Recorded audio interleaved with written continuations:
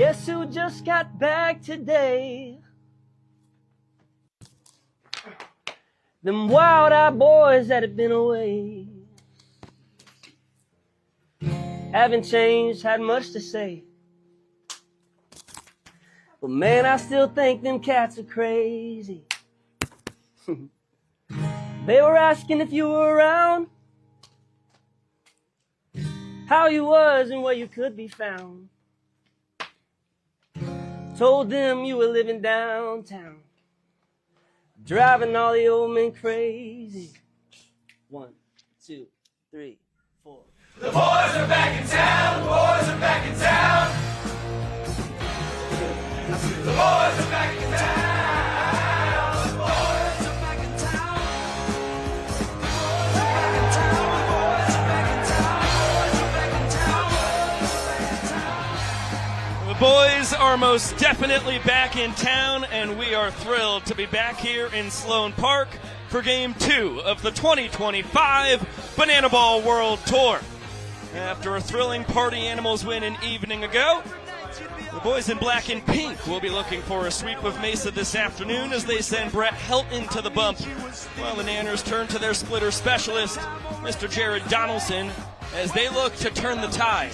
And boy, it's a glorious day for it. 72 degrees, the sun is shining as we get our last of this two-game set here in the spring training home of the Chicago Cubs.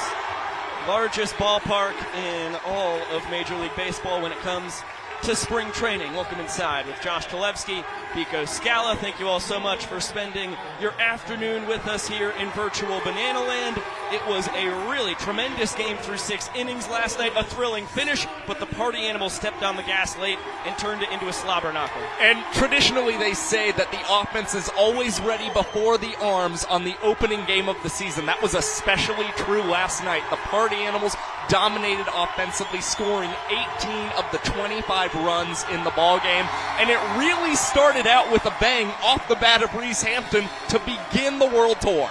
Well, let's jump to that right now. We'll run through some quick highlights from the opening night, and before we see anything else, okay, so we've got a ball for sprint here. This is an eclectic group of highlights that we're throwing you off the jump.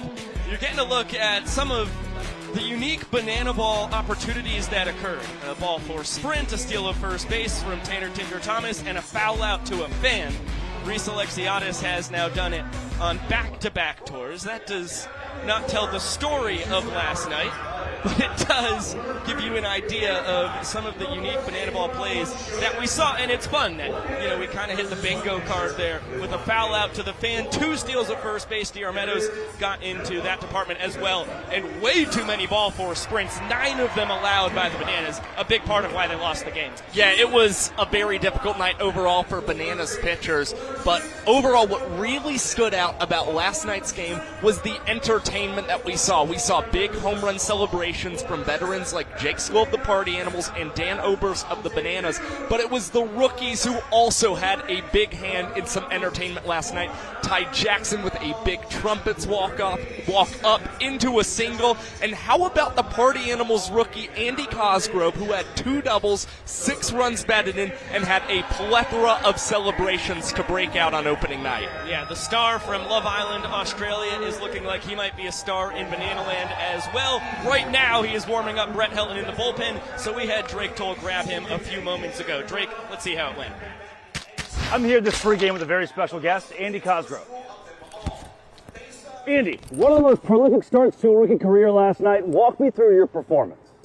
Yeah, I was just excited to be out there. The fans had me a little bit nervous, but I was just fired up to be out there with the boys. Put a couple of good swings on, threw a couple balls, and got the W. Andy, 15,000 fans, packed house, a lot of energy. What were the nerves like to step onto the banana ball field for the first time? Butterflies, man. They were so excited. They were loud, and I was nervous, but you know, you prepare and you're ready when it comes, and last night it finally got to us.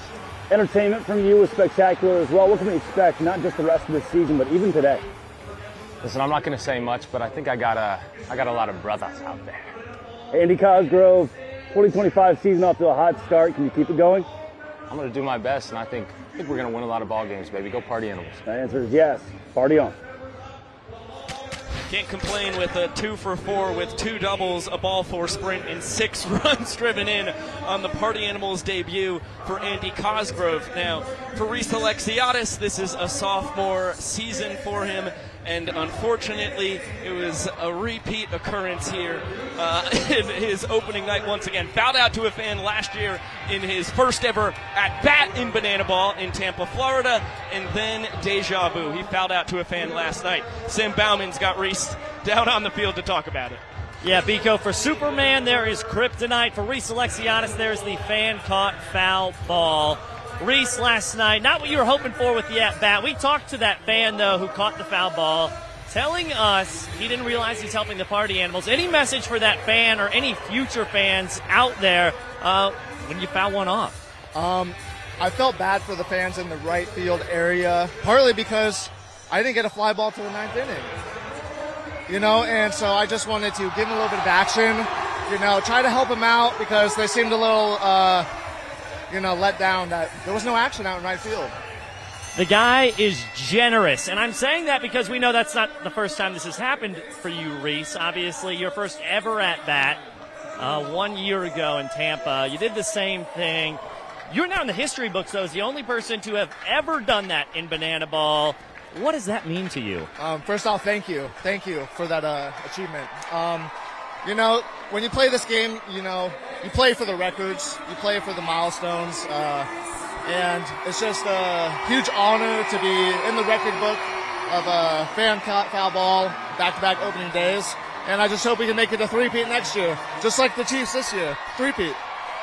Wow, so I'm impressed here, Reese. Doing it twice is tough. What do you think you have to do mentally to get locked in? Are you already looking ahead to opening week of year 3 for you? It's hard to keep those thoughts away, but they're creeping in, but we're just focused on today, We'll focus on next opening day, probably tomorrow, but right now we're just going to focus on today. He's focused on today, Reese. And one more question, and I know we can't blame you for that foul, caught fan ball. We can't blame the fan, as you pointed out. I do think there's maybe one person who I've been trying to think of, a member of our broadcast team may have been accountable for what happened to you yesterday. Yeah, I think you can put all blame on Josh. 100% blame. 0 on me. That, my friends, is accountability. That is the Superman himself, Reese Alexiadis. We going over that wall today, maybe over the outfield? What? You want to do a home run today instead? Yeah. Home run in, maybe over to Arizona. We'll see. Yeah, home run over the Arizona, guys. He's going to keep it all straight today, probably. Josh, sorry for that, man.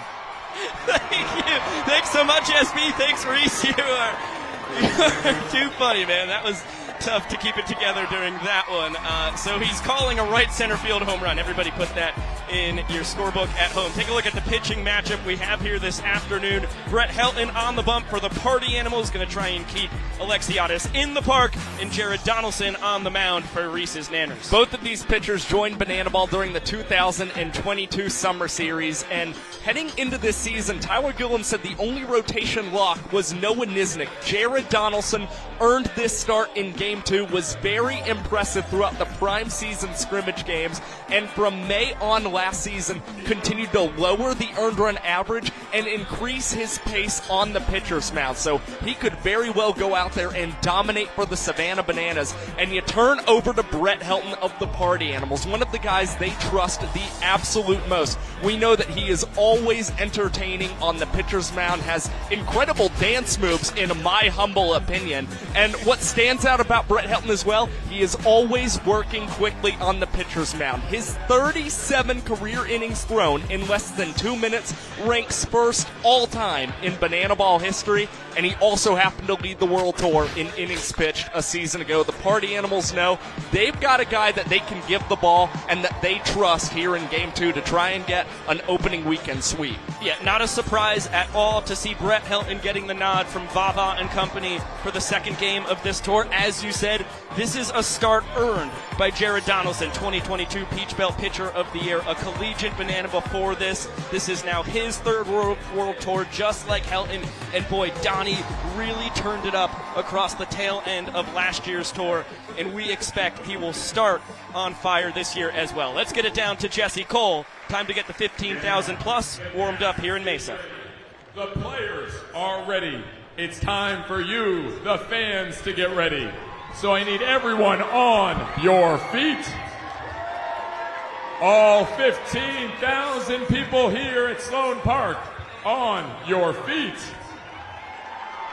Because it is time for the fan warm-up. So please welcome the field, 5-year-old Olivia. Here she comes. Look at this energy. All right. And thank you for just running here. All right, Olivia. We need to get this crowd fired up for our first day game. So you need to get them really wild and electric. Good wave. Are you ready for this? Yes. Olivia, are you ready for this? Yes. All right, whatever you do, they're going to do. Here we go, Olivia. Good start. I'm with you. Keep it going, Olivia.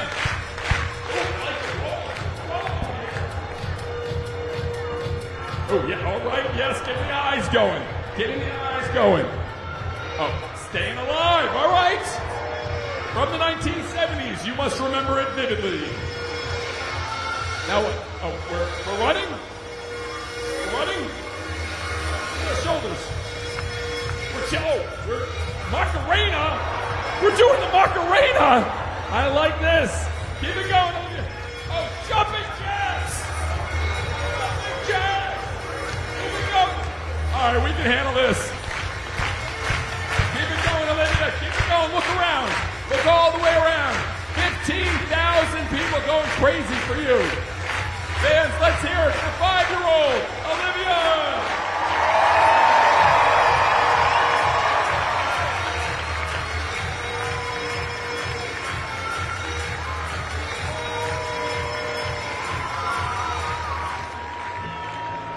The fans here in Mesa are ready to rumble.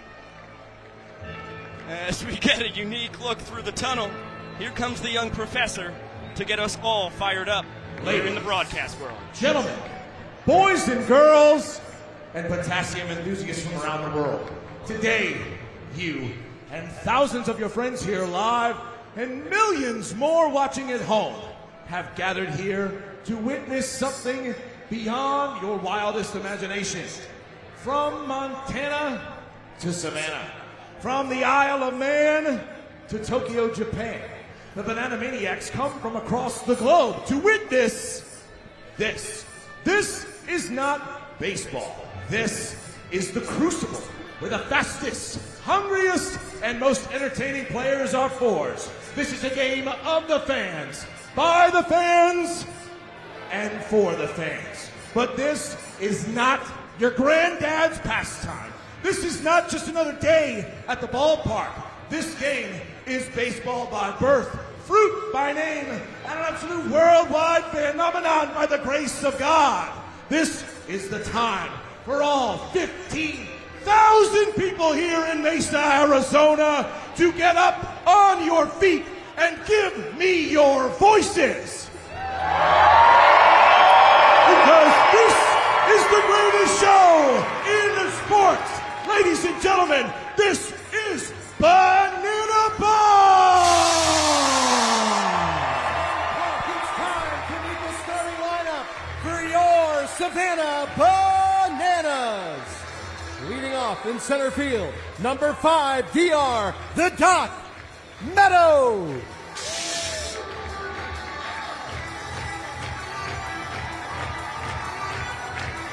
Batting second, the DH, number 19, Dan Ober.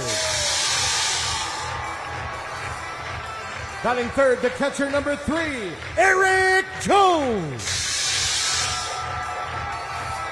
In the cleanup spot, playing right field, number 2, Reese Superman Alexiadis. Batting fifth at second base, number 8, our greatest showman, Jackson Olsen. Batting sixth at first base, number 11, Correll Prime. The left fielder, number 15, Rack Robert Anthony Cruz. At third base, number 4, K.J. Jackson. The extra hitter, number 10, our bat juggler, Alex Ziggy Ziegler. And at shortstop, number 6, our glove magician, Ryan Cox. On the mound for your Bananas, number 21, it's Donnie Day, Jared Donaldson. Your Bananas are managed by Tyler Gillum, assisted by Adam Virant, Eric Fox, and Reggie Horton. Great to see the fans involved in the Bananas lineup tunnel. For all our fans watching on the broadcast today, let's get a look at the 11 rules of Banana Ball. The name of the game is Banana Ball, and this is the fastest, most entertaining game in sports. Rule number 1, win the inning, win the point. If you score the most runs in an inning, you get a point. The most points win the game. But in the last inning of Banana Ball, every run counts as a point. Rule number 2, there is a 2-hour time limit. No new inning can start when the clock hits 0. Rule number 3, if you step out of the batter's box, it is a strike. Rule number 4, no bunting. If you bunt, you're thrown out of the game. Rule number 5, batters can steal first. Rule number 6, no walks allowed. It becomes a ball 4 sprint until every position player touches the ball. Rule number 7, no mound visits. Nope. Rule number 8, if a fan catches a foul ball, it is an out. In Banana Ball, everything's in play, so you better be ready. Rule number 9, the Showdown Tiebreaker. If the game is tied at the end of 9 innings, or when time expires, it is pitcher versus hitter with 1 fielder, and the hitter has to score. Rule number 10, the Banana Ball Challenge Rule. You, the fans, have the opportunity to challenge a ruling on the field. Rule number 11, the Golden Batter Rule. A team can send up any batter to hit in any spot in the lineup. This is guaranteeing the best possible matchup at the end of the game when it matters most. These are the official rules of Banana Ball.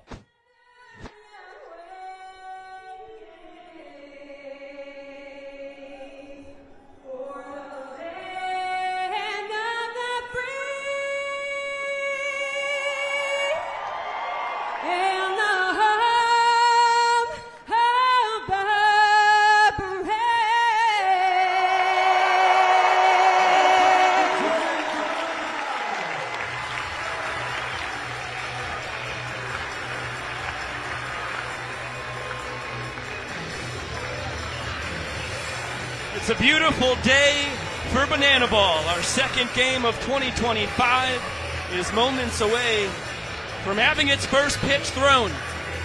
Of course, the fellas have to kick it out first. That is All the Guys Songs Dan Oberst, who will be due up second in the bottom of the first inning and will be holding his batter's stance until his number 19 is called.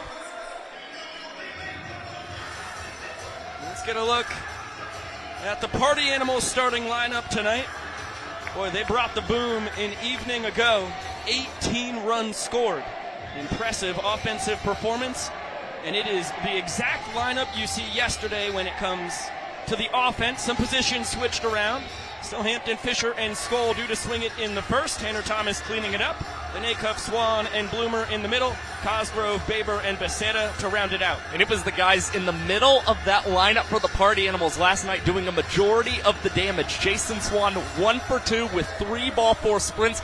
Bryson Bloomer tallied a 3 for 3 night. And then we mentioned Andy Cosgrove on the pregame show. 2 doubles last night and 6 runs batted in. We'll see if they stay hot today. You see Fisher and Skoll, they were in the outfield last night. They got the half day off, as Mondo is in right at the bottom of the order, and Tanner Thomas in the cleanup spot is holding down left field. Let's zoom in on the splitter specialist for the Bananas, Jared Donaldson, D2 All-American, spring of 2022, helped the Bananas win their second straight CPL championship in the summer of 22, and now kicks off his third Banana Ball World Tour. Well, he has been an underrated workhorse for the Savannah Bananas as he's finished in the top 5 in innings pitched each of the last 2 World Tours. And despite a rough start last season, as he had an 8.60 earned run average through his first 30 1/3 innings pitched, he made some adjustments at the beginning of May and had a 3.20 ERA and averaged 3 outs in 4 minutes and 12 seconds over his final 50 2/3 innings pitched. Expect that splitter to be dialed in today as, again, in these prime season scrimmage games, that's what really earned him this start in Game 2. Donnie has a firm fastball. He'll sit 90 to 92, can touch 94, and the splitter tunnels exactly the same, and then the bottom falls right out of it at the last second. And he does not forget that he lost that 3rd grade spelling bees. A chip on his shoulder that has propelled him to such an impressive pitching career. Let's toss it down to Jesse Cole to get this thing going. It's time here in Mesa, Arizona. We need to start the clock in 3, as loud as we can. 1, 2, 3. Go time.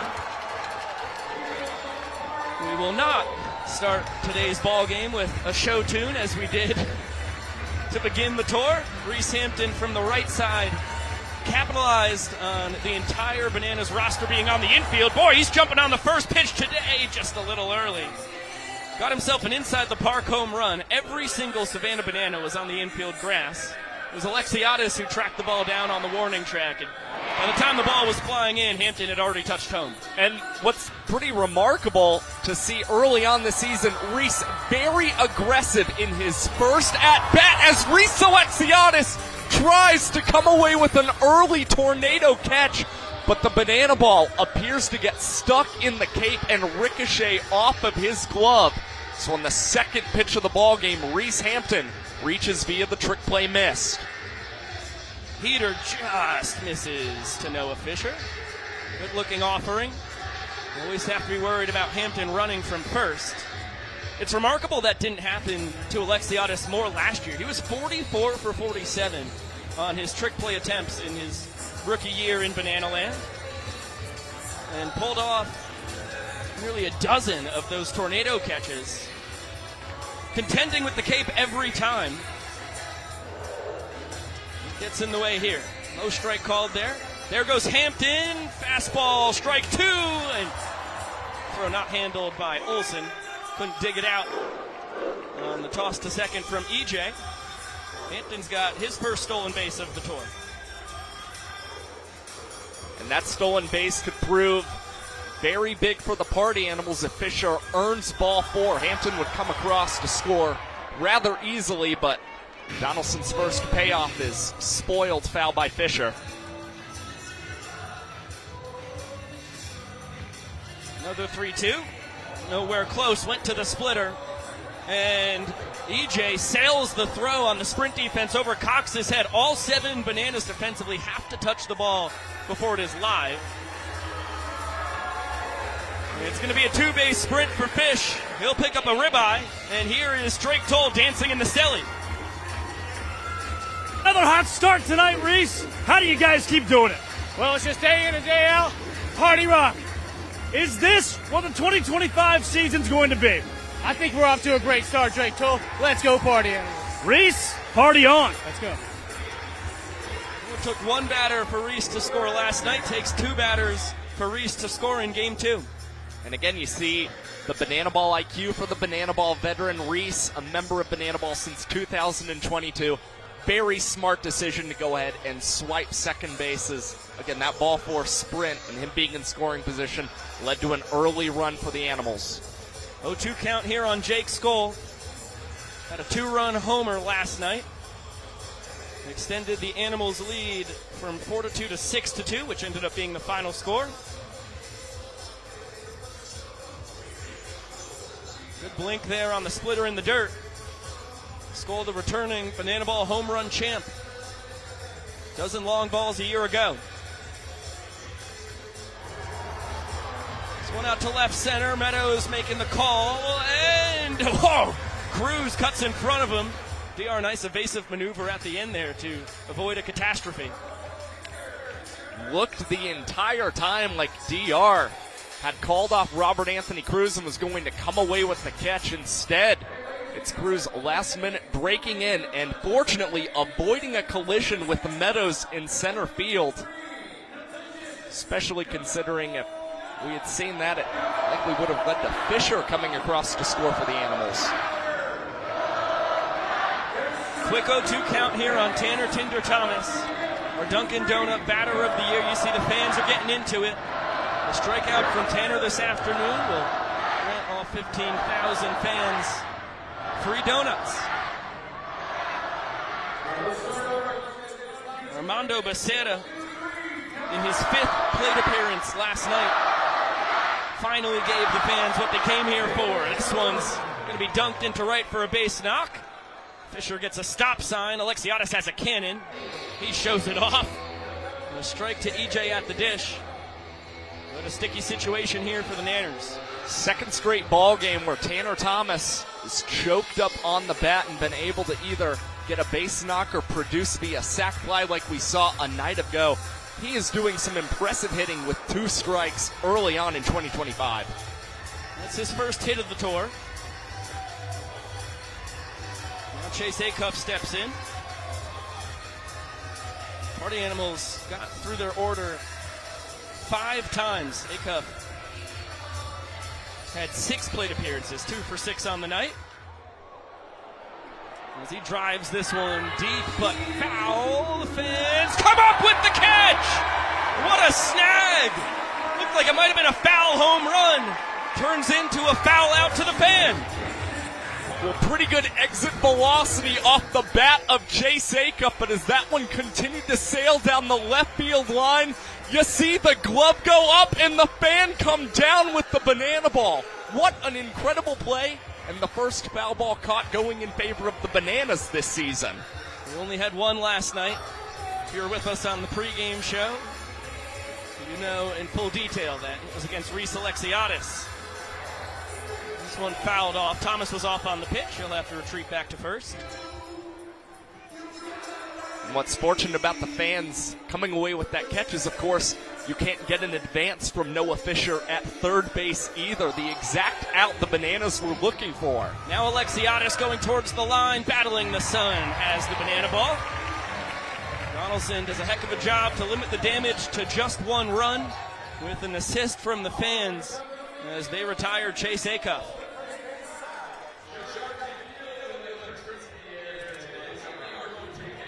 And we get a look at Dan Oberst, due up second, and now a look at some of his recent social media content on TikTok and Instagram. He has been holding that stance all over the world, and it paid off because last night he left the yard, had a 3-run shot in the 8th inning, first Bananas home run of the year.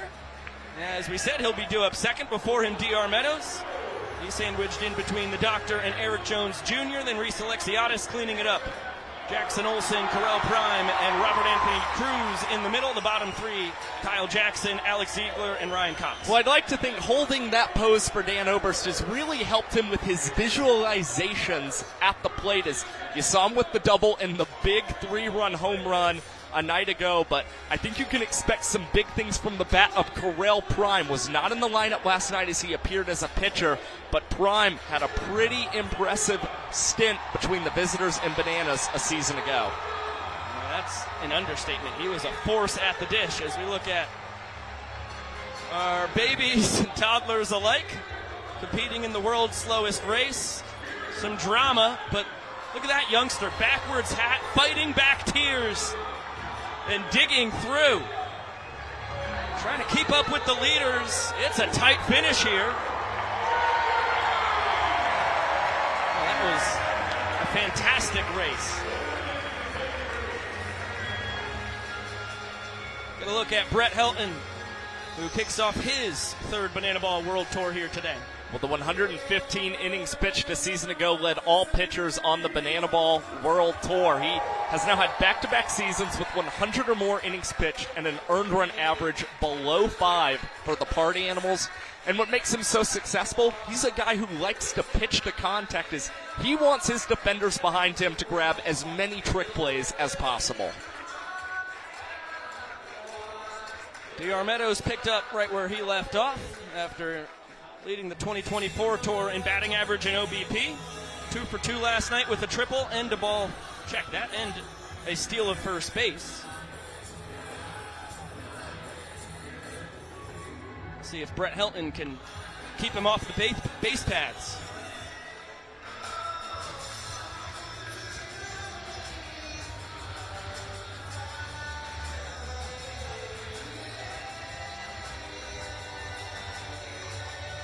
Slow tapper to short, Acuff attacking between the legs, smooth as silk. Nice job by Swan to hold the bag.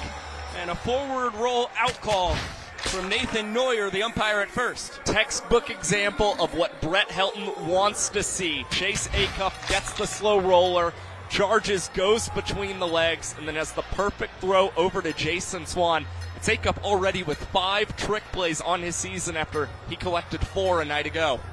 He extends his very early tour lead in that department. Fastball snuck past Dan. Added a double to the home run an evening ago. 2 for 4 to start his third World Tour.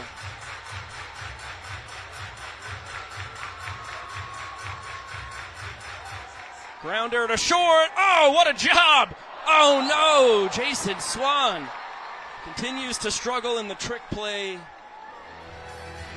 scene so far this year. He's now 0 for 4 on his trick play attempts over at first base. Yet unfortunately for Swanee, all of them have come with him trying to turn his back while fielding that ball at first base, and it just continues to ricochet off of his glove. Which should be noted, the guy's got a lot of new gloves, and Swanee may still be trying to break in that new first baseman's mitt.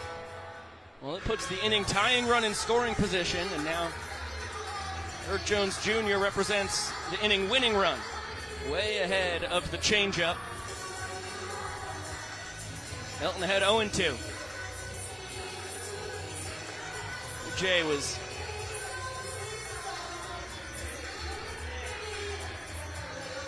unbelievable last year.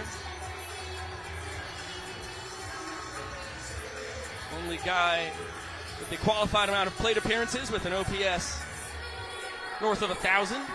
He was the best Bananas bat a season ago. 164 OPS plus, 157 WRC plus, and he was worth 2.5 offensive wins to his ball club, the most we saw for any player a year ago. He's worked the count from 0-2 to 3-2.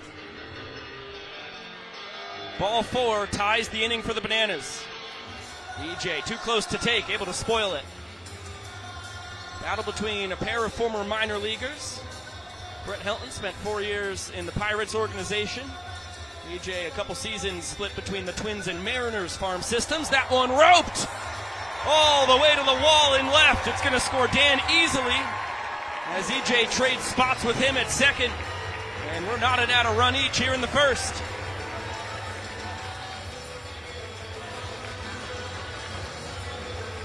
Well, there are a couple of different party animals I spoke to before the season kicked off who were singing the praises of Eric Jones Jr., believe it or not. They said that he's the guy who's the best Banana at making adjustments during an at-bat, and I think you saw it there as EJ made a great adjustment on the payoff pitch coming inside on him.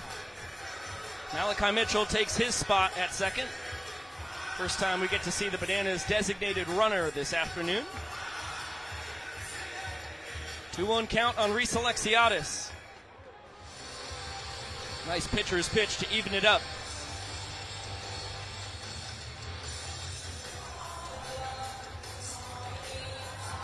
Swan lifted high, right side, foul territory. Swan will be there for out number 2.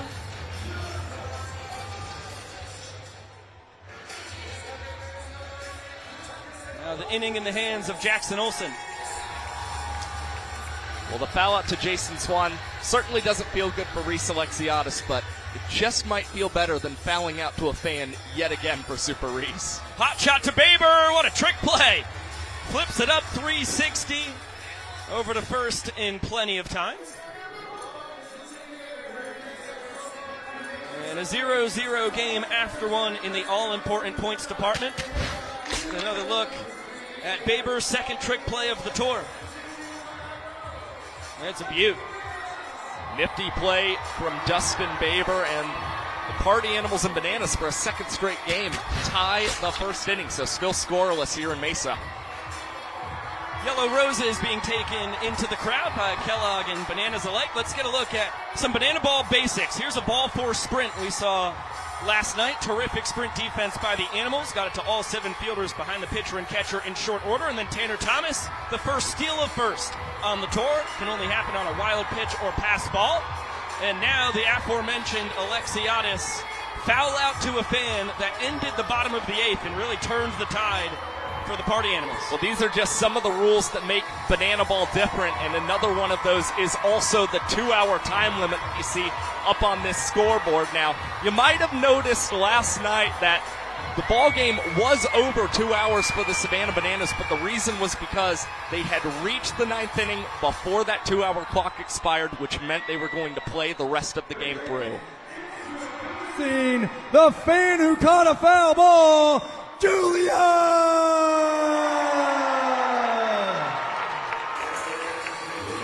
Impressive work with the mitt from Julia deep down the left field line in foul territory. Another look at her snag right here. Took care of Chase Acuff. And now we kick off the second inning. Donnie back out on the bump. Faces off against his former Coastal Plain League Bananas teammate in Bryson Bloomer. He couldn't have scripted a better beginning to his third world tour. That one not handled cleanly by Jackson Olsen. Bloomer able to beat it out.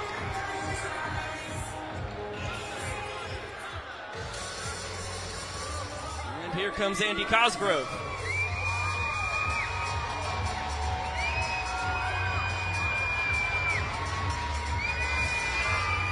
What a Party Animals debut Andy had an evening ago. Bloomer on first, for his part, was 3 for 3, a double. Ball four sprint, 3 runs scored, 2 RBIs. You'd think that'd be one of the best nights anybody could have. Andy said, how about this? 2 for 4, 2 doubles, a sprint, and 6 runs driven in. Well, Mike Bavesa said as soon as the prime season kicked off that Andy Cosgrove just had the look and the makeup of a big league catcher, and he certainly played like one a night ago. And unsurprisingly, the Party Animals want to keep that bat in the lineup and that glove behind the plate a second straight ball game.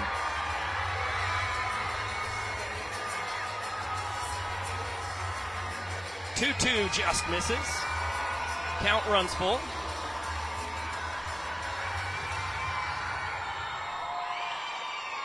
There goes Bloomer. Another splitter misses. So here's error. Another sprint for the Party Animals. Bloomer's going to tap the brakes at third. Cosgrove stays put at first. He's now reached base in 4 of his first 6 plate appearances as a Party Animal. And unfortunately for Jared Donaldson, he's had to start both of his innings in today's ball game with either a trick play missed or an error defensively. Feels like he's just a little bit behind the 8 ball. He's got to just make sure he doesn't let any frustrations get the better of him, as sometimes he can be an emotional pitcher out there on the mound. Justin Baber trying to capitalize on another Bananas defensive miscue, and now Donnie's putting off a little line dance here. This is one of my favorites. Oh, a back pick at first. Nice stop, Alex Ziegler. Well, it looks like he turned into a hockey goalie there. Trapped the skipped throw very well. 3 balls and no strikes on Baber. The Bears repeating. Ball 4 will score a run easily here. Yeah, Donnie, he's only gotten to pitch to 2 batters so far today from the windup. Neither time his fault. Been forced into the stretch by the trick play missed from his right fielder in the first. Now an error from his second baseman in the second. Wow, Baber, green light, 3-0. Well, that's something the party animals like to do. They notice the Bananas outfield starts to shift in towards the infield in case of possible sprint defense. So Baber was hoping he could hit one over their heads, but instead he will have this one slide into left field and play a run for the party animals here in the second inning, who still have not recorded an out. Another unearned run at that. Bloomer scored on the error, or reached on the error rather. Scores on Baber's first run driven in of the tour. Got to look at Mark Smith, the designated runner. He's taking over on the base paths for Cosgrove. Here's Armando Becerra, behind 0-2. Facing off against his former collegiate Bananas teammate, and that is 3 pitches. Right back to the dugout. Gnarly splitter. And he gets his first punch out of the afternoon. Yeah, and boy, did he need that one. And it was just good to see him get ahead of a batter after falling behind both Cosgrove and Baber and making really quick work of Armando Becerra. Line drive, foul. Hinton reached on the trick play miss from Alexiadis his first time. Came around to score. Just 2 batters into this ball game. High strike called there. Another 0-2 count. So Donnie might be finding his groove. Sticks with the splitter. This one fouled out of the stadium. No chance for the fans to grab the out.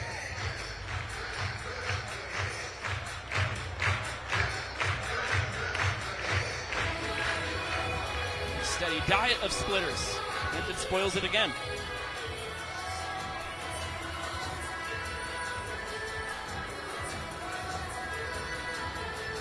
Goes to the fastball. Well up and out.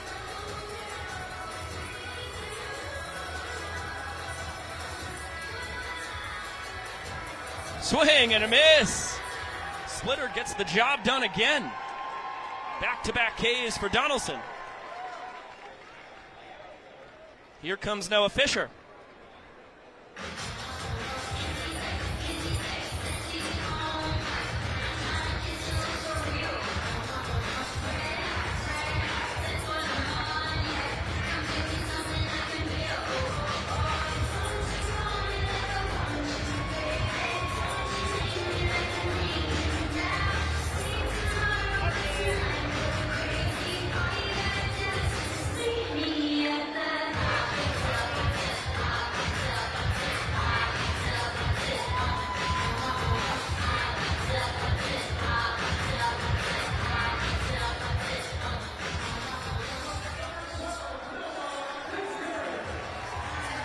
Walk up for Fish. Now in his sophomore season in Banana Ball, pretty quickly became one of the big walk-up guys for the Party Animals last year.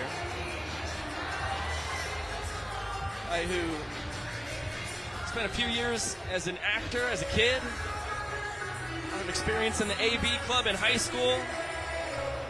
Go back in the archive, there's a lot of Noah Fisher music videos from nearly a decade ago. I mean, when you mention his child acting, he actually got to act along Matthew Lillard in a baseball-related movie called Home Run Showdown.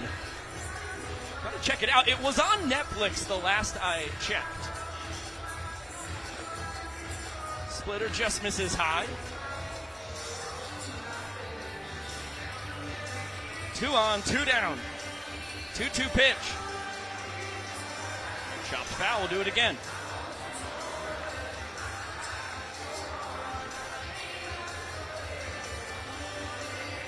Fish had an RBI sprint his first time.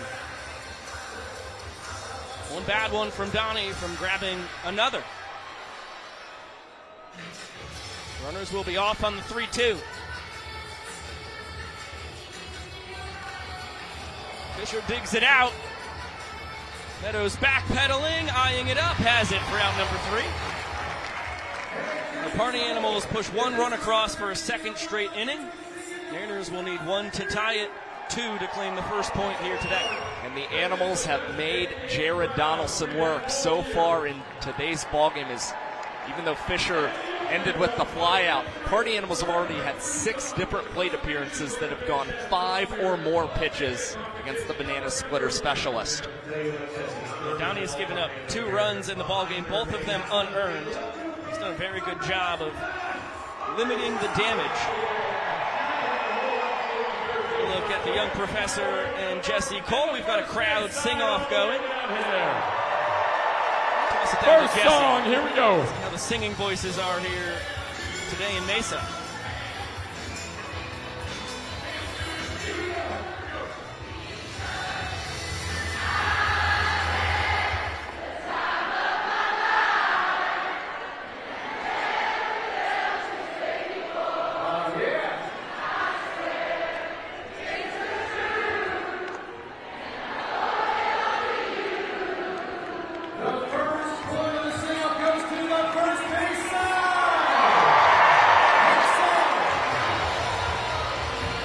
Get it back.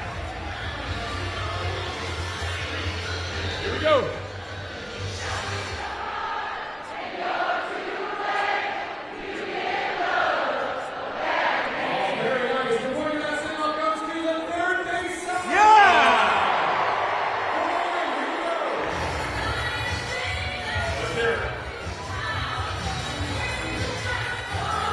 This is our jam.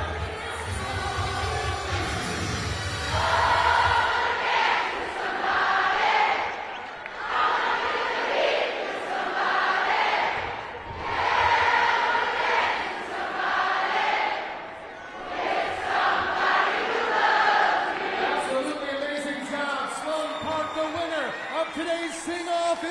Come on! The third base side! Come from behind victory!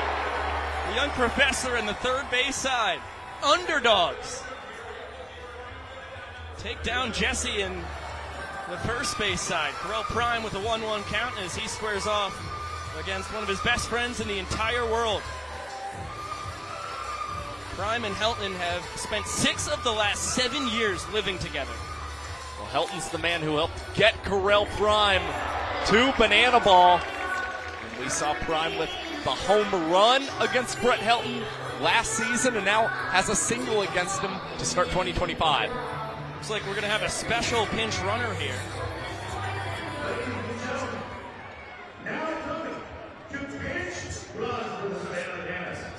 He's one of the fastest NASCAR drivers in history. Please welcome NASCAR champion, Kurt Busch!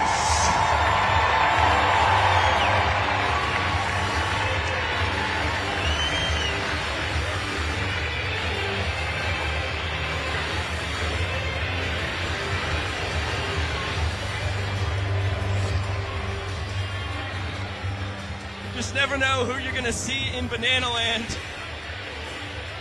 Kurt Busch is taking over at first base. Robert Anthony Cruz, bat flipping season, baby! 2-run walk-off blast for Ref, and the Nanners win the second inning. The first cruise missile of 2025 is going to drive in Kurt Busch, the former NASCAR champion. You can't make this stuff up. And the man who set the Banana Ball rookie home run record for a single season is aiming to lead this year's World Tour. And he's the man who gives the Bananas their first lead of a ball game in 2025.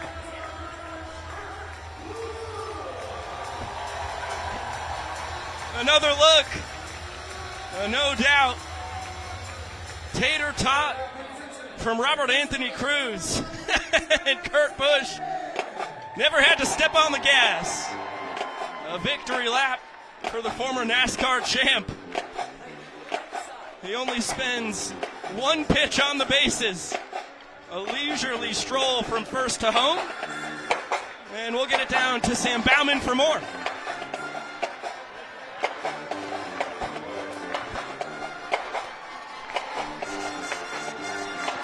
fastest pinch running experience we've seen here. I was hoping to like stall it out, mess with the pitcher a little bit, but homie here jacked it over the fence, made my job easy. Now, you're used to going 200 miles per hour. Do you have an idea what you were tracking around the base path there? Well, a home run trot, 7.5 miles per hour, I think. I don't know. Rack, you get this guy on base here. Are you just thinking, let's make his job easy? Yeah, we're trying to make his job easy. On Xbox NASCAR 2006, I think I would actually play as you growing up. So that was pretty cool. You chose the fastest guy, and he got... Wow, great teamwork here, Kurt. I know we've seen great stadiums here. We'd love to get into a NASCAR venue. Do you think Banana Ball can last in a NASCAR venue? Absolutely. No, the atmosphere, the players, and just the whole camaraderie of everything, and the spirit of Savannah Bananas baseball, absolutely. We can get you guys to a track. Bristol Motor Speedway is actually hosting the Braves and the Reds this year. It can be done. Kurt Busch, Robert Anthony Cruz making things quick. We spent more time with them here. Biko Josh. Thank you very much. Rack's got to hightail it out to left field. Game's waiting on him. It's going to be 3-4-5 for the Party Animals, who now trail by a point.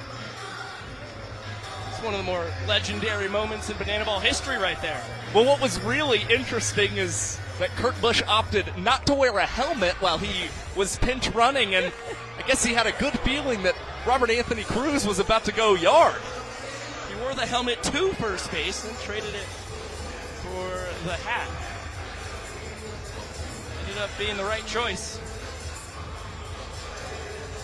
Rack has tied Jake Skoll, Dan Oberst, and Reese Hampton for the tour lead in dingers. One apiece for everybody tracking at home. We saw him collect a home run in this ballpark a season ago. Now has home runs in Mesa in back-to-back years as this one skips past KJ Jackson at third base and allows Jake Skoll to reach. Look at a third straight error or a trick play miss to start the frame. I was going to give that a single. That looked like a gnarly hop, personally. I can be lenient. We're hitter scorekeepers. That's what I'm saying here. That looked like it went off a X Games ramp right before KJ was trying to glove it. Now Donaldson's going to bring in Cox, Olsen, and Meadows for some boogie time.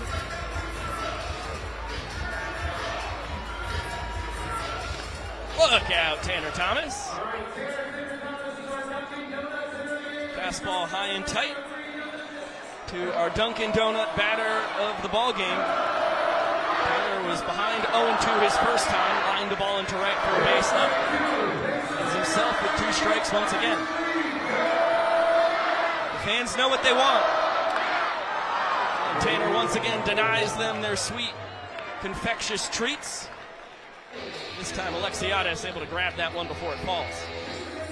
Well, that one seemed to be falling so quickly. Alexiades really didn't have time to put himself in any kind of proper position to try a tornado catch or even tip the ball up to himself in time. Just had to field that one the standard way as Acuff may give Alexiades the try on this fly ball, and it is caught behind the back, and the Cape not interfering with Super Reese, hauling in the first Bananas trick play of the ball game.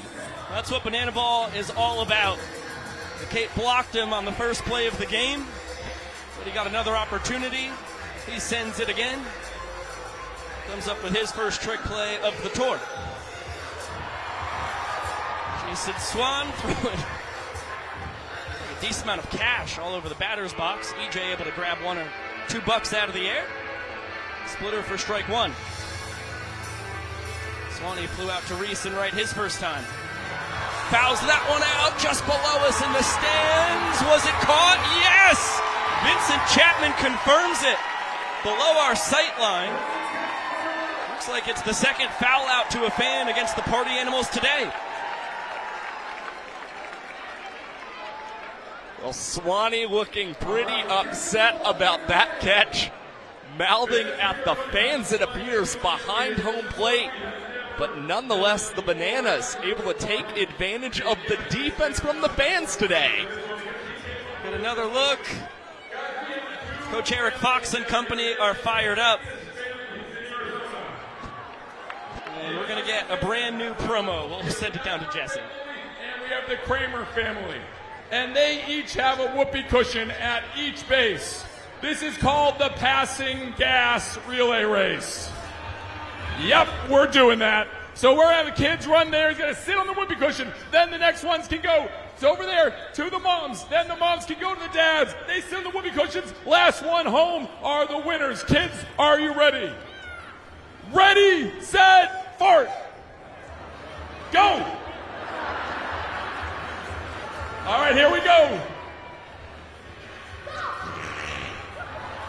There's one. Let's go. We got Knifeford family off to a lead. All right, and the moms, here we go. That one was kind of dainty. Oh, here we go. And the dads, it's Knifeford. Look at the race. Oh! And we have it. The Kramer family celebrates with 30. They are true, the gassiest family ever in Arizona. Congrats! You guys certainly know how to pass. Jesse's still going. All right, thanks, Jesse. We only provide the most sophisticated form of comedy in Banana Land. That just sounds like what I hear in the broadcast booth on a normal day sitting next to you.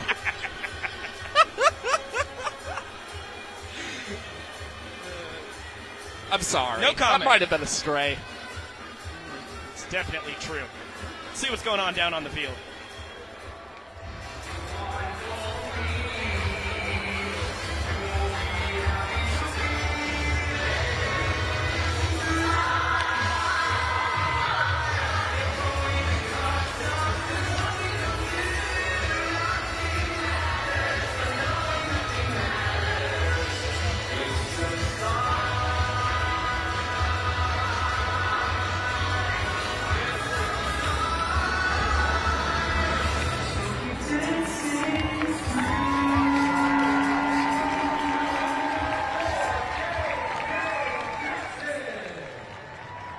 The dancing abilities from Kyle Jackson with Leroy and Cruz as his backup dancers. Well, what shouldn't be lost, you're talking about KJ Jackson. This is a man who one day wants to be in movies and on Broadway. Unfortunately, after the dance, not the result KJ was looking for, as the fly ball in foul territory winds up in the glove of Jason Swan. A quick out for Brett Helton. I'm not going to bet against K-Jack when it comes to his Broadway dreams. Guys, built for show business. It was only his second plate appearance of the year. He earned the ball for sprint yesterday. That's the first time he's been retired, and now Alex Ziegler gets his second plate appearance of this tour. He actually pinch hit for Pigpen an evening ago. Maceo Harrison out coaching first base. Showing off his absurd athleticism. That's well struck from Ziggy, straight to Hampton at center, behind the back, forward roll. Are you kidding me? Reese, he's on another level out there. A new trick play from Reese Hampton. We've seen a forward roll. We've seen him catch it behind the back, this time incorporated to near perfection. It was the play that ended the game for the Party Animals a night ago. It's the play that has seemed to wow the crowd the most in today's ball game. They got a little seasoning to that one. Now Ryan Cox working at the bottom of this Bananas order for a second straight ball game. Spot he maintained across the majority of last year's tour as well. That one foul, just barely. He is very thankful that it took a right turn just before the bag. Coxey 1 for 3 last night. Guy who's so good at getting bat on ball. Not a lot of pop. We're still waiting for that first career home run as he enters World Tour number 4. It'll come. He's got the juice. I've seen him do it in batting practice many a time. Not this time, though. Out to Thomas in left. He's going to go behind the back. He's got his first trick play of the tour. A 1-2-3 inning for Brett Helton and company, with the outfielders delighting. Impressive stuff as we get it down to Emily Cole on the field. Ladies and gentlemen, please welcome to the field Savannah Bananas owner, Emily Cole. Across the United States, there are over 400,000 children and teens in foster care without a permanent home. To support the community and raise awareness, we created Bananas Foster, the official nonprofit of Banana Ball. Our organization is dedicated to celebrating those who are doing amazing things in the foster care world while educating and inspiring others to get involved. Today, we are celebrating the Bartman family. Rebecca and Curtis opened their home to be a licensed foster family 6 years ago. They are a medically fragile foster home, which means that they welcome kids with severe medical needs. In December of 2024, they faced unimaginable loss with the loss of their foster son, Marshall. Today, we are honoring Marshall and celebrating what would have been his second birthday. Fans, this family has welcomed 13 very special kids into their home, so please help me welcome to the field the Bartman family, and let's celebrate them for what they are doing for kids right here in Arizona.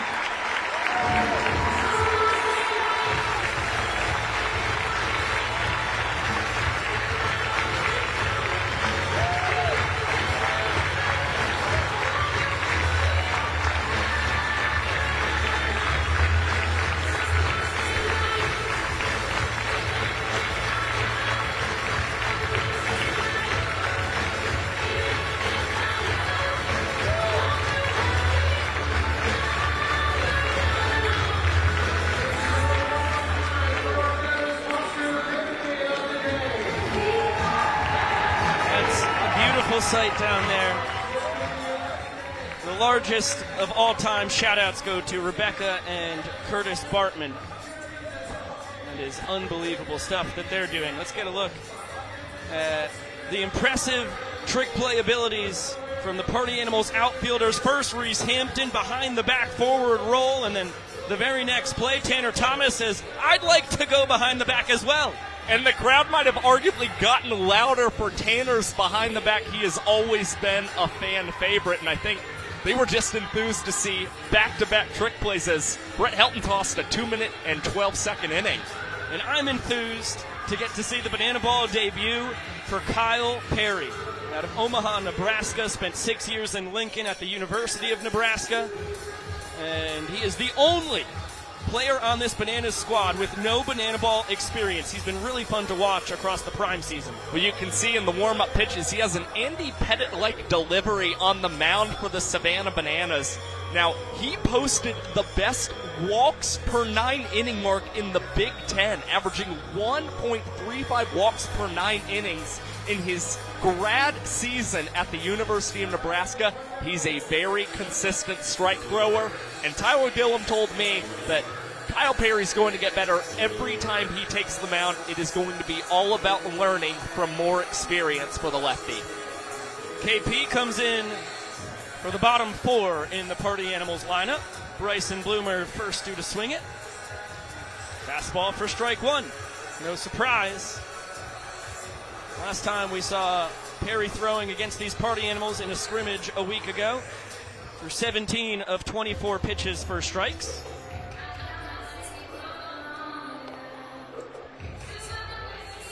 Behind 3-1 on Bloomer here. Boy, Perry's working very quick.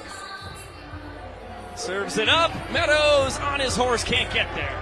Bloomer dunks it perfectly in the middle of the Bermuda Triangle between DR, Rack, and Coxey. And here comes Andy Cosgrove.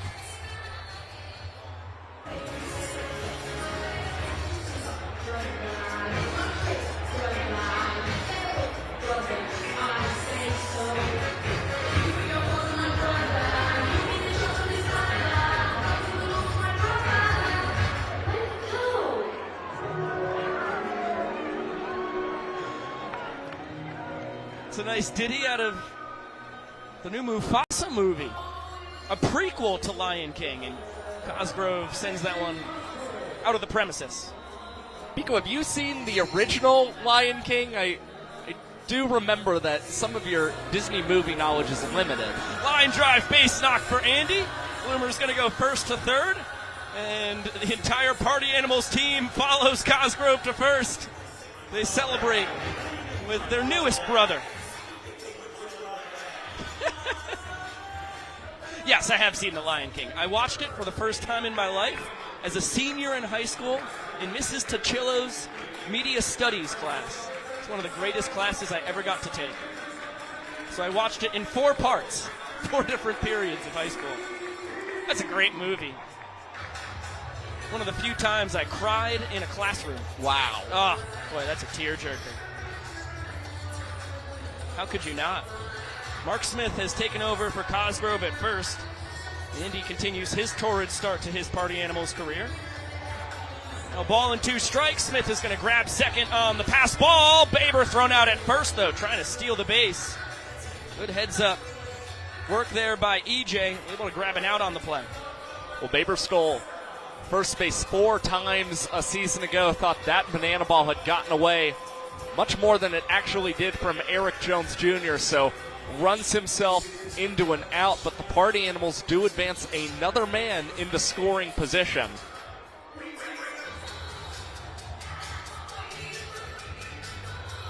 Runners on second and third. This one, knife foul. K-Jack's got plenty of room, tries to go behind the back. Boy, that would have been a big second out. He's so confident in his trick play ability. Guy who went 22 for 23 last year across his tenure with the Visitors and Bananas. But another chance for Becerra. He's going to capitalize. That's a gapper. It'll drive in 2. And Mondo's cruising into second with a double. Costly missed trick play from Jackson at third. And it looks like we're going to get some Chapel Roan. Mark Smith and company. Pink Pony Club has made its way to Mesa, Arizona. As have the hobby horses, my friend. You know, I laugh, but this is a competitive sport around the world. You've seen videos, Josh. Once or twice. It's not something I'm regularly viewing, but I keep up with my sport oddities, if that works. And Vincent, you get an Emmy nomination for your work as horse jump. Not a speaking role, but boy, he really epitomized to a T what it's like to be an inanimate object jumped by horses.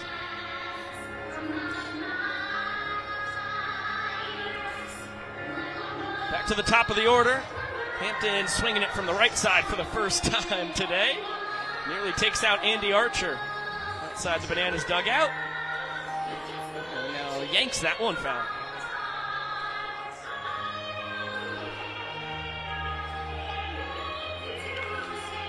That one high and deep to left center. Meadows and Cruz converging. DR makes the snap. And Mondo's going to stay put at second. Well, despite the deep fly out to left center field, a hefty bat flip. It's what we just saw from Reese Hampton. Liked what he saw off the bat. Unfortunately, just a little too much launch angle. You know, he's got the pop to do it. As does this man, Noah Fisher. With Bryson Bloomer, one of 2 Banana Ballers to have multiple 2-home run games across their career.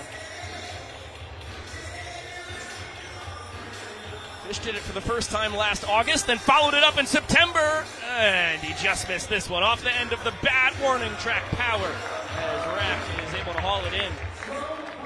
And Perry limits the damage to the 2 runs. And now autographs out in left center as Split joins him, and we'll get it down to Jesse for some Hey Baby. Everyone on your feet. All 15,000 strong here in Mesa on your feet. All the way around the berm. And the right field berm on your feet. And the left field berm on your feet. Because it is time for our biggest Hey Baby of the year. Everyone, hands in the air. And let's get it going. Clap those hands. Here we go.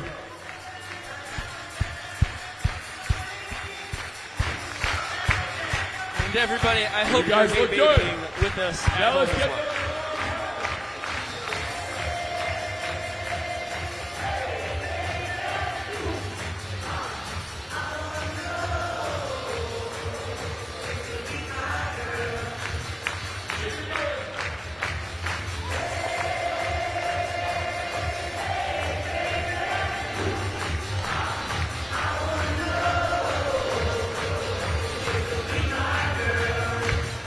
keep it clapping as we shuffle.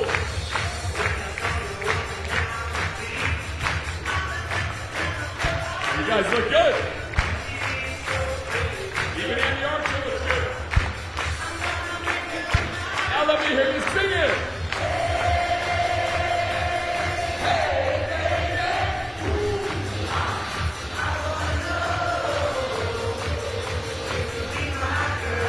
One more time, Nation.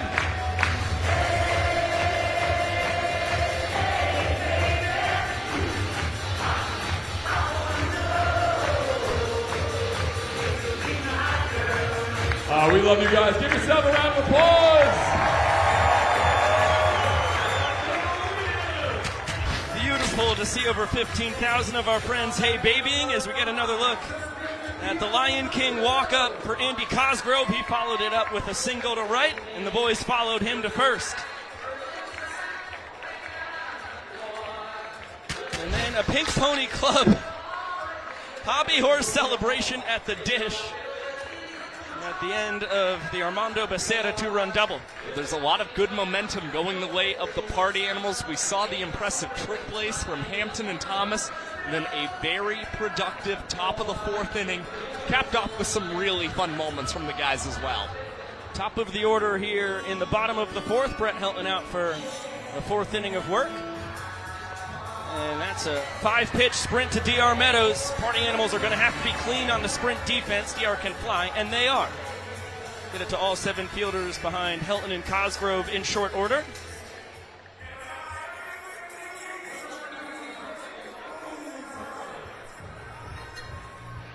DR has now reached 4 of his first 5 times up to the dish so far here in his third World Tour. That's why you continue to put him in the leadoff hole. Not only does he hit for a high batting average, but the guy consistently finds ways to get on via his stupendous eye and his ability to recognize opportune times to swipe first base. 2-0 count on the DH, Dan Oberst, who represents the inning-tying run. Party Animals trying to knot this game up at a point each. Baber in shallow right. Tries to go behind the back. He's going to have to flip it to second just in time to grab DR. So no trick play missed, as he's able to turn the trick play attempt into a 4-6 fielder's choice.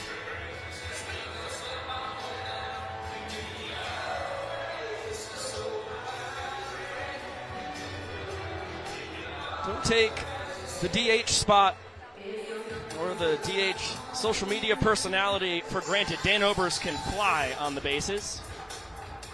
Always a threat to run at first. I'd expect he doesn't attempt to do anything crazy here with the mighty EJ at the dish. Boy, that is a nice bender. 3-pitch K as Helton rings the bell. That was Helton working awfully quickly on the pitcher's mound, and you see some good movement locating on the outside corner to get the punch out of EJ. And Helton, yeah, I'd say he's pretty happy with that one. Still got the Lion King theme going on the celebration. That's his first punch out of the afternoon. Now Reese Alexiades steps in. Another guy who, in one fell swoop, could tie this inning. This one through the left side. He'll have to be content with a one-bagger. That one stung. Reese was our exit velocity king last year in his rookie campaign. That one struck well for his first hit of 2025. Well, the go-ahead run and point at that is now in the batter's box for the Savannah Bananas. And Jackson Olsen with 8 career home runs. Man number 9 to give the Bananas a 2-point lead in the ball game. 1-1 to Jackie. Changeup floats outside. The dangerous Corell Prime lurks in the on-deck circle. And this one driven to center. Hampton back at the track. Tracks it down. Helton holds serve. And the Party Animals tie this game at 1 point each. And let's throw it down to Tyler Gillum on the field with the fan who caught that last foul ball. Fans, introducing the 10-year-old who caught a foul ball, Brady!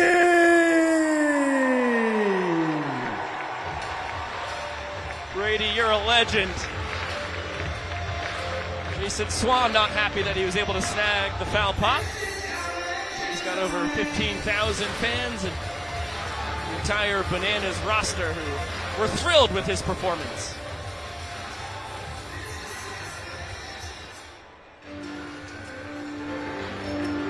Looks like Vincent Chapman is going to take center stage here.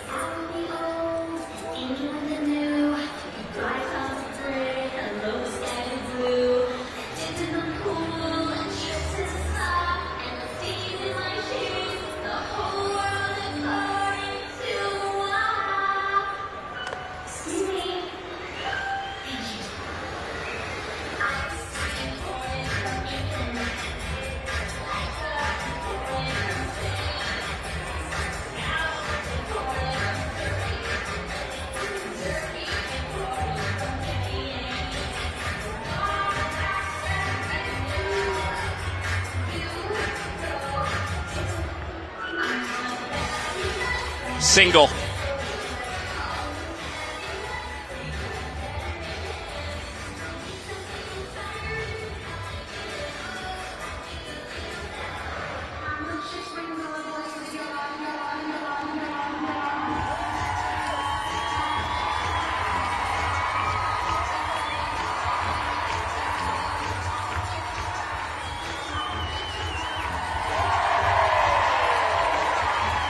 Remember Ashley Tisdale in High School Musical 2 breaking out those dance moves.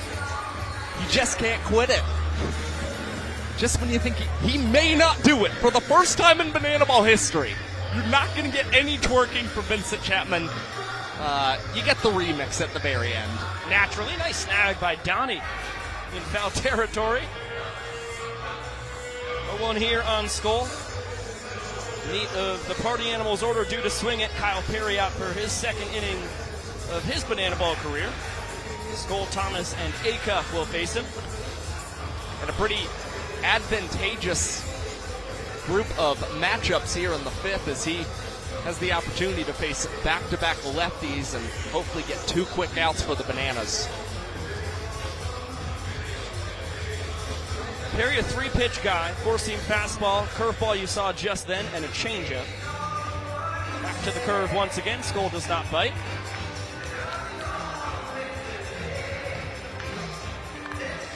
The payoff is bounce to Cox. Between the legs. Whips out the Professor. It's a beautiful trick play from the glove magician for the first out in the fifth. What was a relatively quiet night last night for the glove magician. Only one trick play picks up his first of the afternoon today. And that one, high level of difficulties. You saw all the different dribbles and moves from Tanner Thomas before claiming that first out. And the Skull shift pays off. Here's our Dunkin' Donut batter once again. Tanner Thomas, 1 for 2 on the day. And he lines it. Nice snag, Corell Prime. Showing off the range over at first base. Well, Prime is 6 feet 5 inches tall, but he's also just so long. You see the limbs going everywhere and whips out the same celebration at the first base position we saw on the pitcher's mound last night. I'm a big fan. Starting to develop a trademark. Yeah, I think it's another dance out of Fortnite. Makes sense. Prime has 3 young kids. I'm sure Corey and crew might be nearing Fortnite age. And a cut and a miss. Perry gets a cuff swinging. That was a quick 1-2-3 frame for KP. 2 minutes and 12 seconds for Kyle Perry, and picking up the very first strikeout of his banana ball career as well. The boys pretty fired up about that quick fifth. Another look. That was a nice bender. And the 360 from Perry to celebrate, as we'll send it down to Drake Toll with Mike Vivacis. Pretty rowdy action. Skip a 6-2 win last night. Very competitive game so far today. What is in the air for the Party Animals? Oh man, we're swinging it well. We are swinging it well. Just putting together good ABs, moving runners over, doing all the situational stuff that we need to do. And I mean, it's been a good game today, and I'm hoping we can just pull it out and go for the win here. What is in the cup for the Party Animals? What's in here? Is that allowed? You know, I don't think I can say that on air. What's in the cup in there? Yeah, Vava, the bats are certainly going right now. I know Jake Skoll last night gave a lot of credit to Anthony Coromato. What has been the difference in the approach these 2 days? You know, Anthony's working with these guys day in, day out in the cage, and it's just honestly going back to boring hitting approaches. Moving the runner over, hit and run. I know we don't do it very often, but it's getting those thoughts and those ideas into the hitters' eyes and into their minds, and they're really doing well with it right now. Another opening weekend of Banana Ball. What stood out about this sport in these 2 days for you again? Oh, man, it's just the energy every year keeps getting better and better. I mean, when we came out yesterday, the vibrations of the crowd, and we were just ready. It was a great experience. It just gets better every year. You're letting Sean Fluke pitch? You know, I was thinking about it, but I was like, you know what? I'll let him do it on a day game. Party on, Josh and Biko. Thanks so much, Drake. Thank you, Vava, for the time. Fun matchup to kick off Fluke's afternoon. He's got Correll Prime, Robert Anthony Cruz, and Kyle Jackson due to swing it. It's funny, you'd think Correll Prime, a guy with 7 years of minor league baseball experience, 4 years in independent professional ball after that. Fluke's got his number, and Prime's got a smile at the dish. He'll admit it. He said Fluke, he just can't figure him out. Somehow the low 80s fastball sneaks up on him after he gets the slow, and slower with the changeup slider and 12-6 curve. Look, Prime has an impressive minor league resume, and he's facing a lot of velo throughout his career, so Fluke is really having to force him to slow down the bat, and Prime does so accordingly. This one laced into the left center field gap, and it's Prime after making a great play in the top of the fifth with a double to start the bottom half. And immediately pinch run for Malachi Mitchell. Prime's 2 for 2 on the day. Singled his first time was pinch run for by Kurt Busch. In case you weren't watching the second inning, that's right. Former NASCAR champion, Daytona 500 champion Kurt Busch pinch ran for Prime, and on the first pitch, Racksaw sent it out to the berm in right center field. It's the reason why the Bananas have their 1 point today. Trying to make it 2 homers, deep to right. Did he do it again? No! Boy, the bizarre dimensions here in Sloan Park. Similar to Wrigley Field. It's 360 down that right field line, and funny enough, if Rack sent that to right center, he probably had his second dinger, but pulling it that far to right, the fence juts back out. Well, the Bananas were getting ready for another celebration. Rack, as he's heading back to the dugout, is all smiles, still giving some high fives to his teammate, but you can bet he is seeing the ball especially well in game 2 of the tour. He does do the job, too. Malachi able to tag to third easily. Really probably could have gotten 2 bases on the sac fly. So the inning-winning run 90 feet away. The Party Animals have the infield in here for Kyle Jackson. And he's plunked. Fastball gets him on the back foot. And boy, he is writhing in pain. Andy Archer is going to tend to him.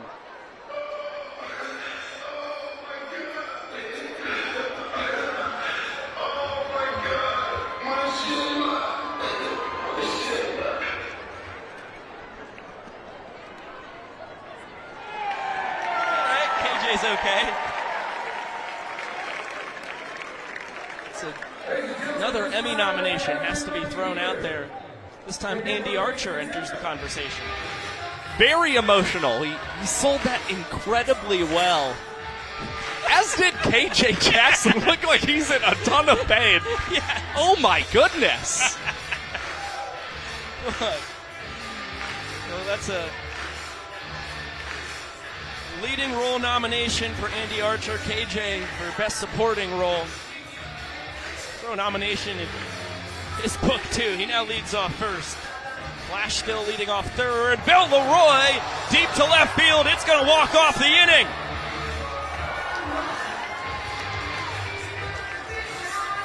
Flash could cartwheel home. Instead, he'll choose to jog. Leroy puts the Nanners back out in front. They lead 2-1.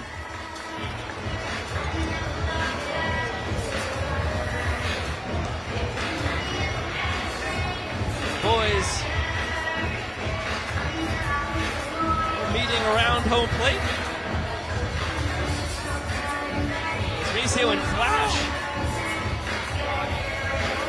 going off the dance moves and the acrobatics to some JBs.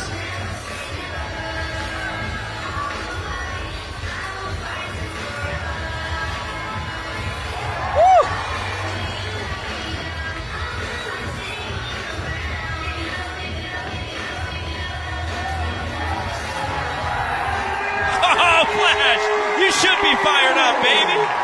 That was a killer performance. Maceo, the same goes to you, but we expect nothing less. He doesn't just fly around the bases, he can dance too. And Bill Leroy coming off the bench with an impressive shot all the way to the warning track to put the Bananas back out in front in this ball game. Good stuff for the boys in yellow trying to hold on to the lead for the rest of today's game. Well, that's 5 innings in the books. Nanners lead 2-1. Another look at the tremendous dancing duet between Maceo Harrison and Malachi Mitchell. Well, the guys nailed it. Billy Barrels, credit him with a double in your scorebook at home. Let's get a look at Cowboy Kyle in the middle of the action here now. He takes center stage as he kicks off his 8th year as a Savannah Banana. Just like his teammate, now behind the dish, Bill Leroy. It's Cowboy Kyle who finds himself as Banana Ball's all-time leader in innings pitched, wins, strikeouts, and even foul outs to fans. Cowboy Kyle moved from the rotation to the bullpen a season ago, and it appears that he will start this season once again as the relief ace to try and eat up the middle innings for the Savannah Bananas. What was remarkable about his 2024 campaign, he posted a 4.2% ball force sprint rate, the lowest of all qualified pitchers in Banana Ball. Cowboy Kyle, the pride of Richmond Hill, Georgia. By way of Austin, Texas. He's going to have Swan, Bloomer, and Cosgrove as we head to the 6th. Swanee 0 for 2 on the day, a fly out to right and a foul out to a fan.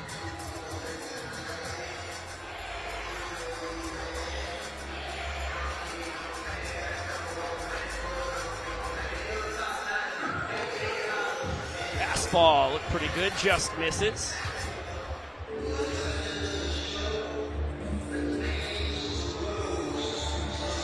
Kyle, a fastball, slider primarily, works in a curveball and changeup as well.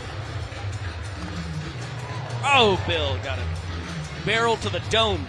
3 pitches into his afternoon behind the dish. Gnarly hack from Jason Swan, a second straight night where we've seen him trying to leave the yard with a cut that large. It's Cowboy Kyle falling behind 3-1 and issuing the ball for a sprint on just 5 pitches to Jason Swan, seeking 2 bases, and he will do so as Cox and KJ Jackson have trouble with the transition between the pair.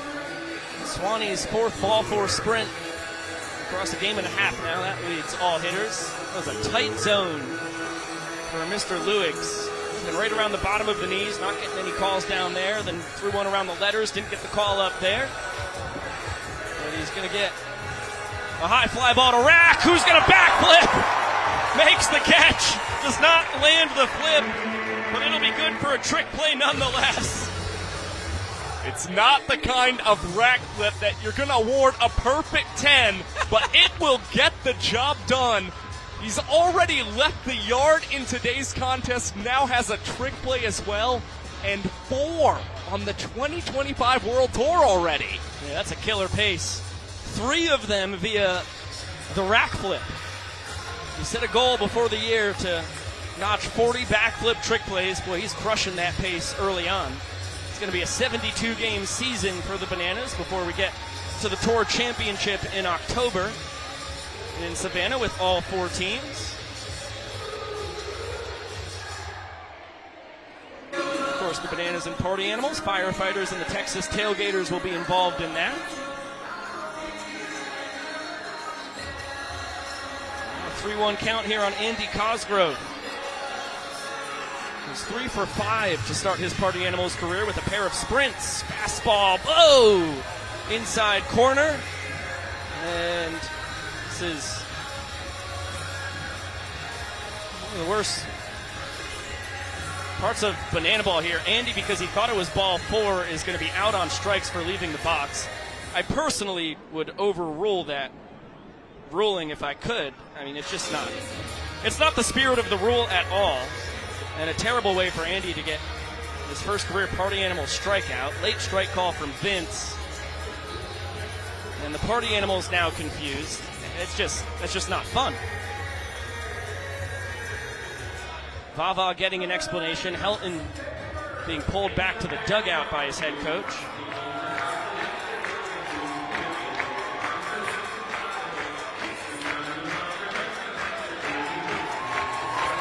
Gather the rule committee on that one. It's just not fun. It's not the point of it. Not fun, not what you want to see. The rookie just has to learn not to be so aggressive and wait to hear the ball 4 sprint call from Vincent Chapman behind the dish before he leaves that batter's box.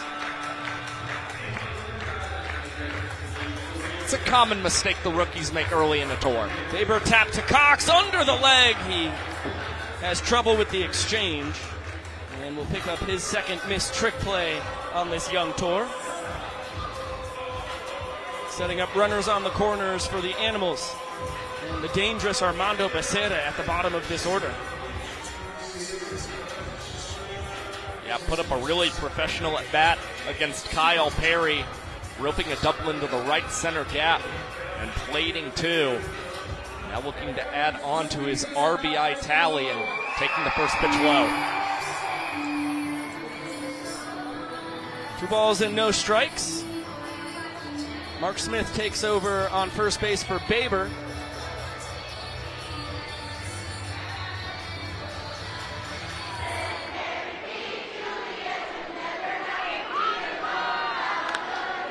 This one tapped to Olsen, showing off the range, 360 to Prime at first.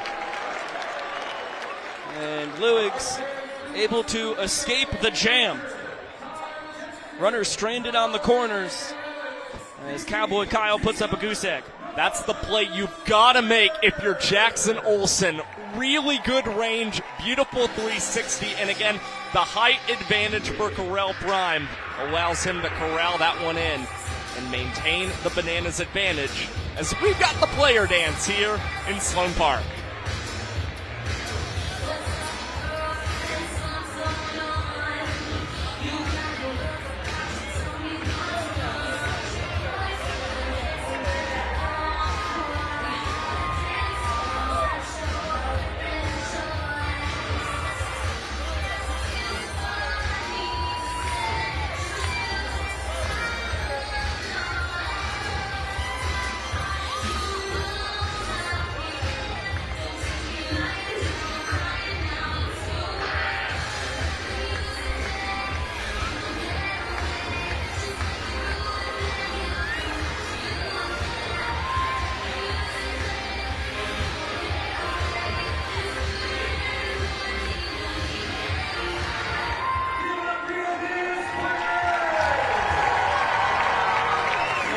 Positive stuff for Mesa once again. What's new there? Good to see Ty Jackson and Alex Ziegler in the player dance for 2 straight nights.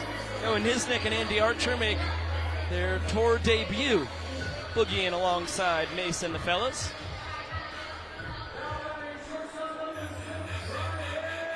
As Mr. Undeniable Sean Fluke out for a second inning of work.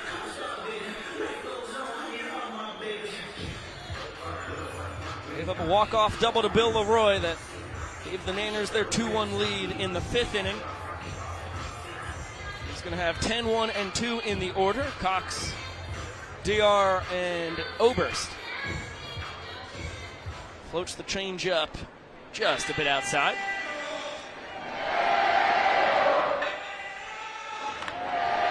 Line drive, base knock for Coxie. Into the gap, but Becerra is going to hold Ryan to 1 base. Good start for the Bananas. Ryan Cox with a little bit of a celebration at first base, and already here in 2025, we're seeing the exit velocities ticking just a bit up for Ryan Cox, who told us that he really worked on developing his game at the plate during the offseason. It's paying off so far. He's hitting 400. It's 2 for 5. Only 2 games in, folks. Always a fun matchup here between Fluke and Meadows.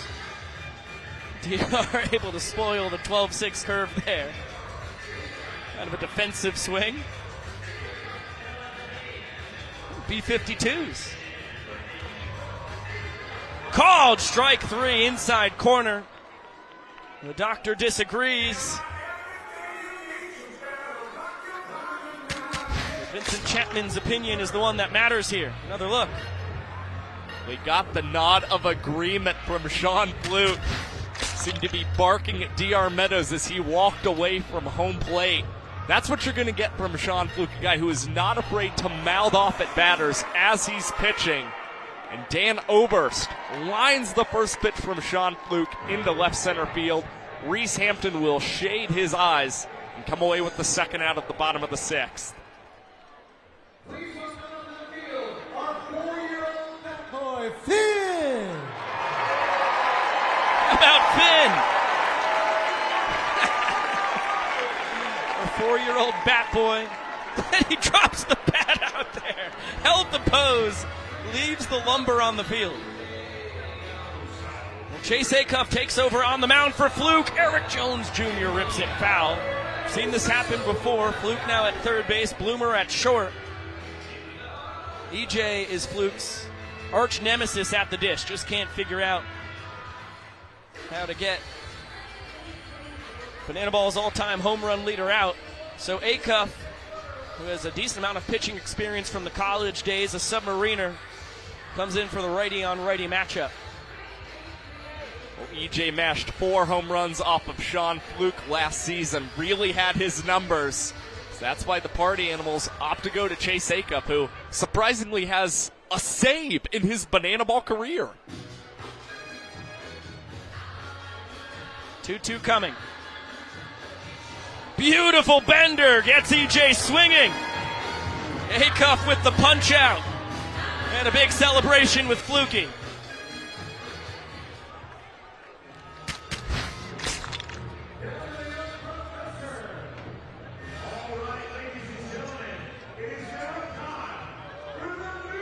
Let's get it down to the young professor for the Noodle Olympics. Oh, I'm sorry, correction. It's the Noodle Olympics. That would have been weird. All right. We're going to have a javelin throwing contest, but instead of javelins, they're going to be pool noodles. We've got our first athlete here. He is 21 years old. This is Alex. Alex, you're going to have to try and throw it as far as you can. We'll have 2 more competitors behind you. All right, Alex, on your mark, get set, throw. Fantastic job, Alex. That's Alex, everybody. All right, let's bring out our next competitor. This is Bo, who is dirty 30 years old. You feeling good, Bo? Age, maturity. Let's see what you got here. Throw that noodle. Oh, good follow through. Great follow through. All right, our next athlete is. That can't be right. Wait a minute. Wait, what's your name? Gene. Gene, how old are you? 69 years young. All right, Gene, let's see what you got, girl. Boom goes the dynamite. The winner of the Noodle Olympics is Gene.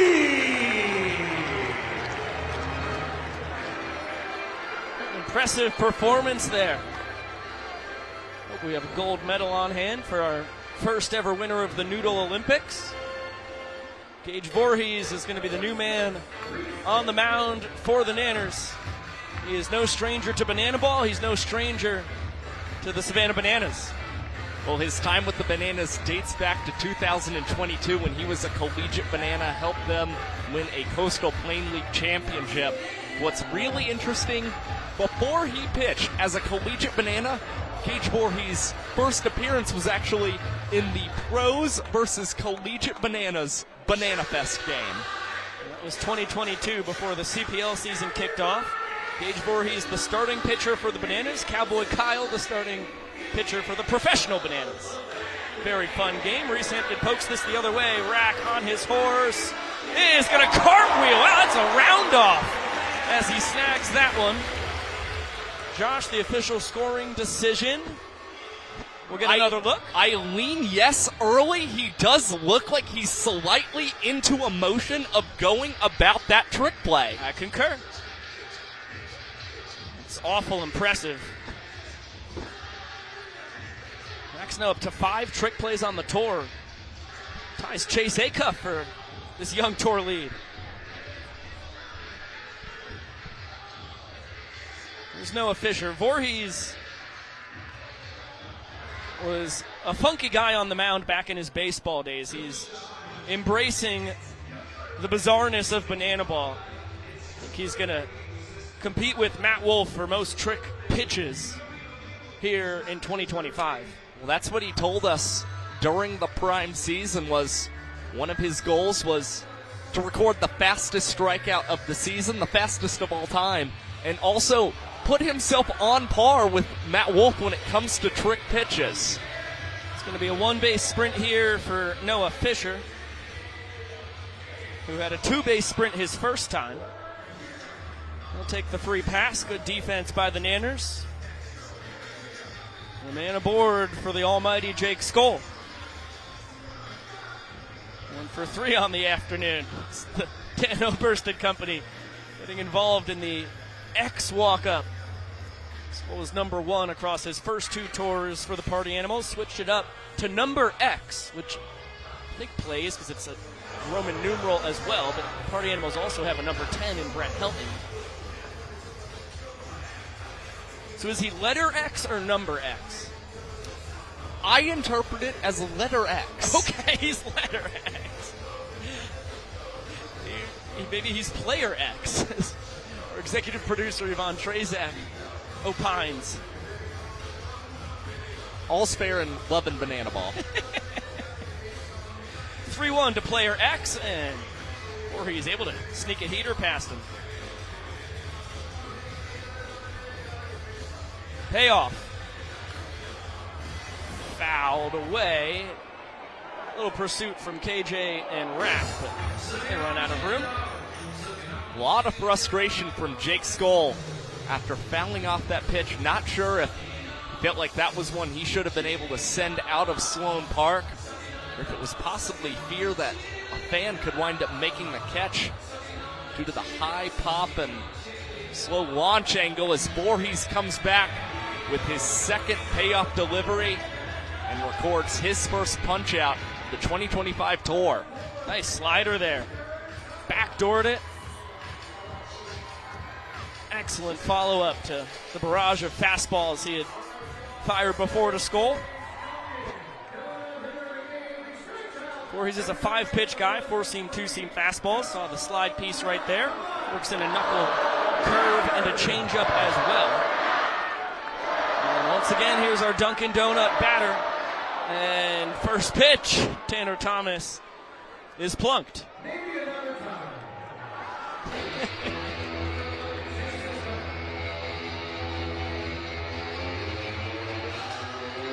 take over first. Fisher pushed up to second. 2 aboard for Chase Acuff. The 2021 Collegiate Banana against the 2022 Collegiate Nanner on the mound. Last season, Acuff batted .329 with runners in scoring position. He's trying to come through in the clutch here for the Animals in the 7th, as the count is evened up at 1-1. Tapped up the middle, it's a knock. Fisher's getting the wave around from Baba. Meadows behind the back exchange. Perfect throw. Bill can't scoop it though. Right on the money. Looked like it was going to be bang, bang. Meadows was going for a trick play on that. That was a wild move by the doctor, and now the Party Animals get to celebrate. How about the dancing from Fish? Bloomer, what do you got, baby? Shaking the derriere. Okay, who's next? Peter Holden! Yes, sir! All right! Surprise guest to take it home. Where did they find this woman? She's got the beat in her soul. Pico, she was added to the roster yesterday. Okay, do you have a name? Party Animals fan, duh. Another look. Look at the exchange here from DR. Behind the back would have been a trick play if he was able to gun out Fisher right on the money. Looks like even if Bill scooped it cleanly, Fish was going to be in just ahead of the throw. He led all players in outfield assists last season. Not sure if he would have just tried for a normal throw if he would have nabbed Fisher at the plate. But Acuff delivers, and the Party Animals are going to look for multiple runs in the 7th against Voorhees to ensure that they can truly tie up this ball game at 2 points apiece. Jason Swan has discarded his jersey as well as his fur coat. He's got 2 men in scoring position. The 0-2 from Gage.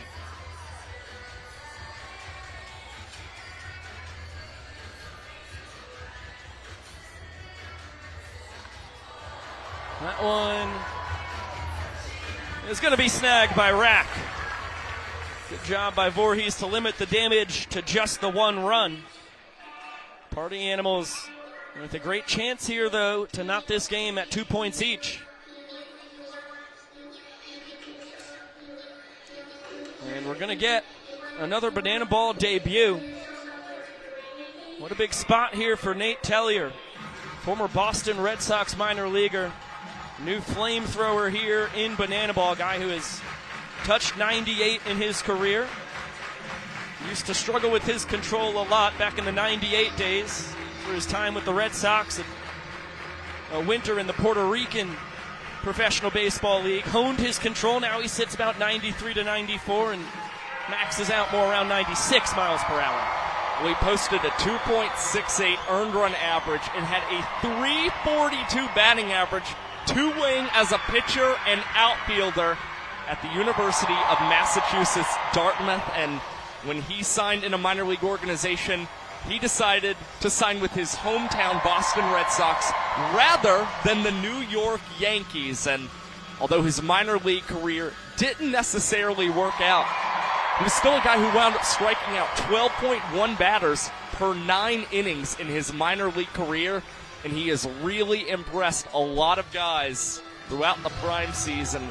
Seen a lot of batters go back to the dugout and mention that pitch was fast. Well, he's going to face Ty Jackson, who's 1 for 1 on the tour, who's only seen 1 pitch.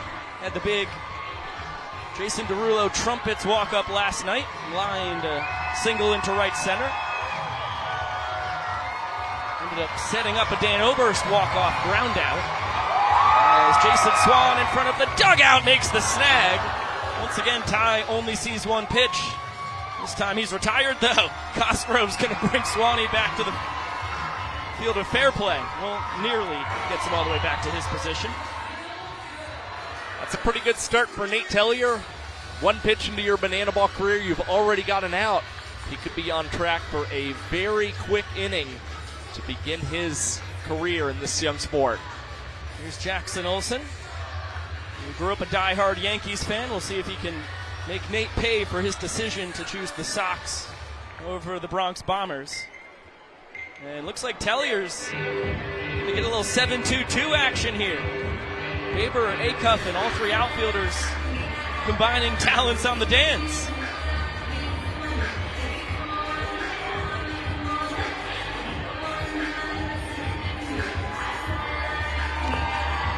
And the heater just misses high. By the way, that decision to choose the Sox is a no-brainer. Tellier grew up just outside of Boston in Attleboro, Massachusetts.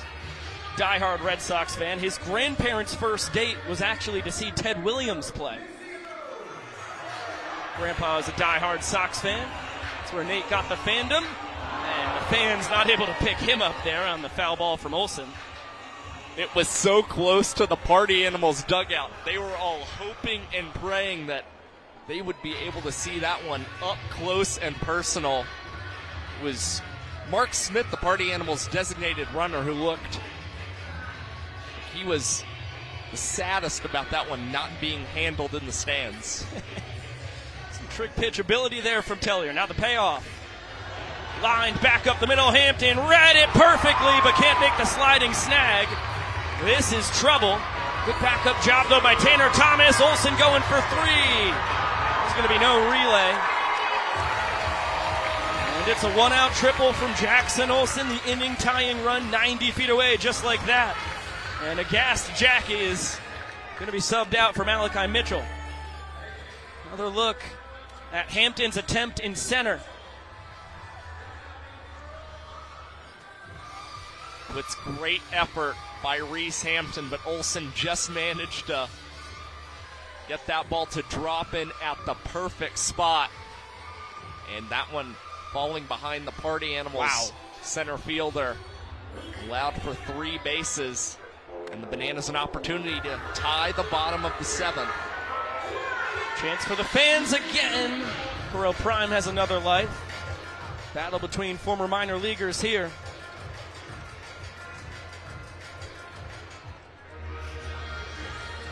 Party Animals bring the infield in. 360 from Tellier, ends up spiking the breaking ball. You know, his grandparents left that Red Sox game, and his grandma was wondering what the big deal was with Ted Williams because he didn't hit a home run. His grandpa was through the roof when Nate signed with the Red Sox, understandably so. Spent 5 years in the organization. Oh my goodness! Another tight call there for Vincent Chapman.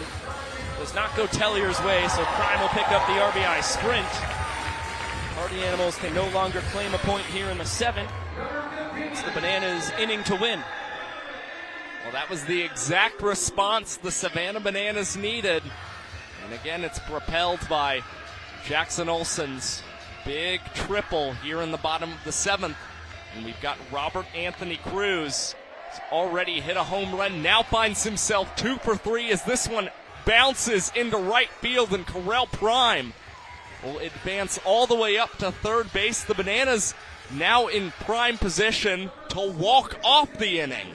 Man, it's so much fun watching Corral Prime run. He is so graceful. It is effortless. Really long strides. Yeah, understandably so. See what Kyle Jackson can do here. Tellier checks on Cruz. Trying to make sure Rack doesn't grab another base. There goes Cruz. Throw from Cosgrove is not going to happen. Pump fake. So Rack has his first steal of tour number 2. After he swiped 13 bags a year ago. Big swing and a miss. Looked like a nice cutter there from Tellier. He'll work a sweeper and split changeup into the mix as well. Fastball sails outside.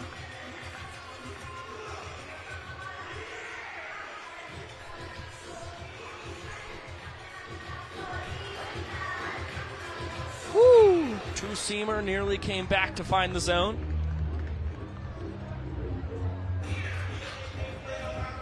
Another trick pitch from Tellier. Looked like a cutter there, and it stayed high. This is where ball 4 wins the inning for the Bananas. Well, Nate found the zone, popped up in foul territory. Cosgrove in pursuit, makes a basket catch. Oh, that's a huge play from Andy Cosgrove as he gets some special attention from the fans behind home plate.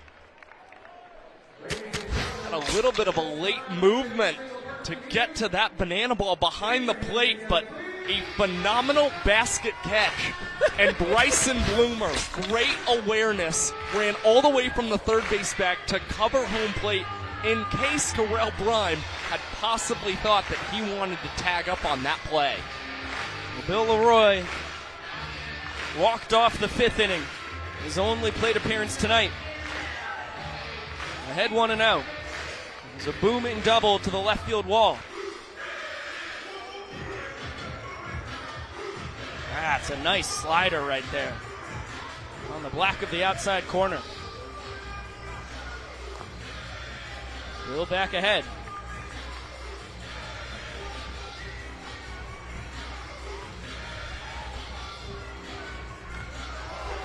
We gave him the fastball, mighty hack from Leroy. Count even at 2-2. Huge pitch coming. Goes back to the slider, popped up right side. Dustin Baber battling the sun, puts it away. Tellier bends but does not break. And it's still a 2-1 lead for the Nanners as we send it to the young professor. Early start, and there's a saying for that. The saying is, early bird gets the worm. But we decided to put our own spin on things, and this game is called Twirly Bird Gets the Worm. Let's meet our contestants. This is our Twirly Bird. This is Larry. And the worm is over there. That is Wormin Herman. Everybody say hi, worm. There's the worm. All right, here's how it's going to work. I'm going to spin our bird. We're going to twirl him around. He's going to get nice and dizzy, and then we're going to send him and the worm at the same time. The worm has to make it past the finish line. The bird has to catch it before he gets there. Whoever does it wins. Bird, are we ready? All right, head down on the bat. On your mark, get set, spin it, bird. Here we go. Twirly Brand bird new gets promotion, the worm. folks. Twirly Bird Gets the Worm. We have a worm waiting to go on the third base line. We need the dizzy bat to get at least 10 spins here from our chicken, who will be off to the races. Okay, now the worm can start going. Twirly Bird struggling. The worm is not moving. The worm is not moving. Oh my gosh, this is a terrible worm. The Twirly Bird is going to get the worm easily. Now rounding second. Boy, those are Corral prime strides as this Twirly Bird, takes a stumble. But the drama will be ended here. There's the Twirly Bird, and it does indeed get the worm. That I think only traveled maybe 1.5 feet, 2 feet max. Well, the worm just appeared to be a little too constricted. He had a couple opportunities to try and score before the Twirly Bird could get him as he fell down twice. Right. But the Twirly Bird, he's the guy who is the betting favorite, and once again, didn't surprise anybody in this first ever matchup. The favorite comes away with the victory there. It's got to be hot in that worm costume. Looked like a sleeping bag. We're north of 75 degrees now this afternoon in Mesa, Arizona. Voorhees out for his second inning of work. He faces Bryson Bloomer. Well, that was a Bronson Arroyo-esque leg kick there. Gage is so funky on the mound because he often doesn't really know what he's going to do until he's doing it. He's just out there freestyling. Whoa, that was majestic. Oh, front door bender for a strike. And Bloomer, not distracted by the antics, continues his red start to his third World Tour. He's now 2 for 4 on the day, 5 for 7 on the series. And Bloomer, a different beast when it comes to opening weekend.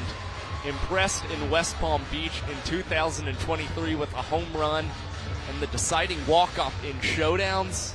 He's putting up another monster performance here in Sloan Park. Andy Cosgrove quickly behind 1 and 2. There goes Bloomer. And front door bender does not get the zone. Bryson has his second stolen base of the weekend. More funny business, that one above the letters. Payoff pitch coming. Fouled straight back. We'll do it again.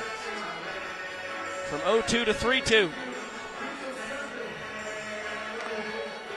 Called strike 3. Boy, Cosgrove has thought he's had a sprint in back-to-back plate appearances. Both of them have been strikeouts. It was a miscommunication on a 3-1 his last time. Ended up being called out of the batter's box, and then he thought this one was wide of home plate. Can't tell from that angle. We've seen Vince giving that outside corner to the pitchers when they're facing right-handed batters. So Andy Cosgrove, especially as a man who's been behind the plate tonight, should have recognized that tendency in today's ball game. 2 balls, no strikes here on Baber. And there goes to third, out by a mile, Bryson Bloomer. See if a balk is called here on Voorhees. He lifted the leg, but he never made a commitment to home plate. Cavasis is arguing the opposite. And it looks like he's going to challenge. Balk is not a challengeable we play, can't challenge balks. No, we'll get another look here. Looked like a legal move to me. You cannot challenge balks. But you can bring the umpires together to talk about it. And this is the right decision for Vincent Chapman to decide to do. And they are going to confirm that that was a legal move from Gage Voorhees, who will pick off Bryson Bloomer trying to swipe third. Party Animals apoplectic. They can't believe it. As a righty, you can lift that left foot and turn around to pick off behind you, as this one's going to go to Ty and right. Tries to do an insane between the legs diving trick play. It's going to give Baber 2 bases on a trick play missed. Well, Gage Voorhees' pickoff of Bryson Bloomer emptying the bases is what allowed Ty to attempt that trick play, although he was unsuccessful. The world's tallest pitcher. Please welcome Dakota Stilts All-Britain.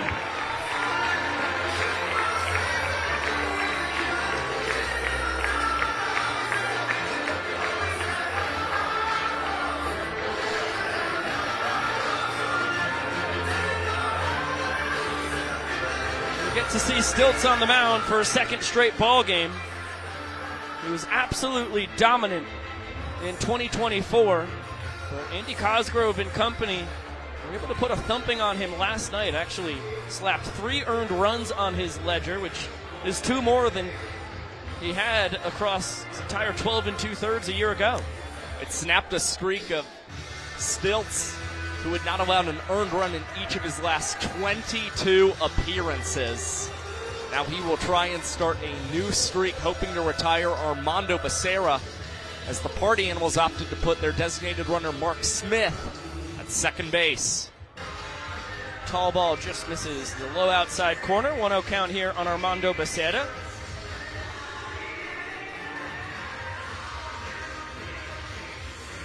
Party Animals have scored in 4 different innings so far today. Reese Hampton and company said it was a goal for them to score in 5 innings of every game.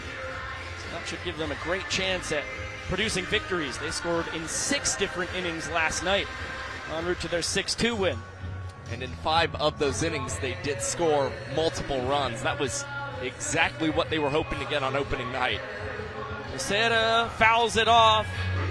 Kyle Jackson, jumping catch into the netting. He holds on.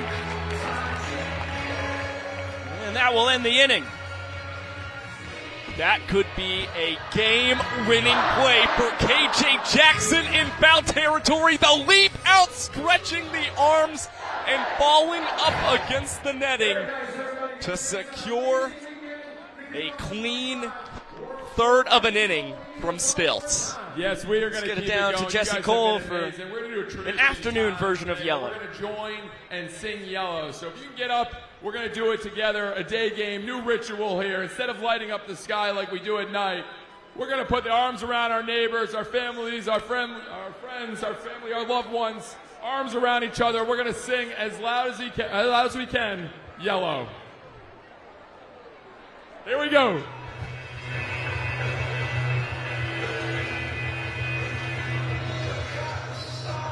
Here we go.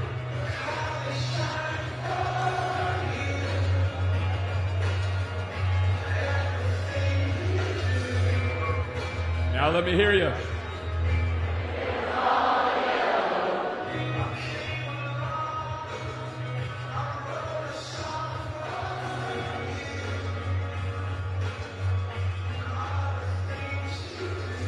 Keep it going.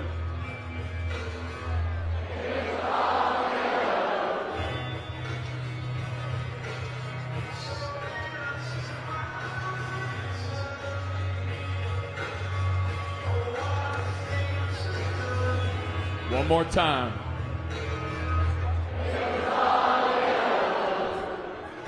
You sound good. Keep it going, Mesa. Here we go.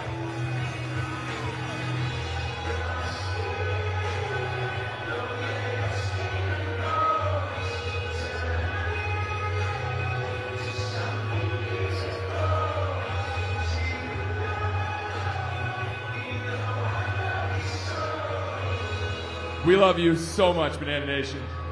Now let's go, Bananas!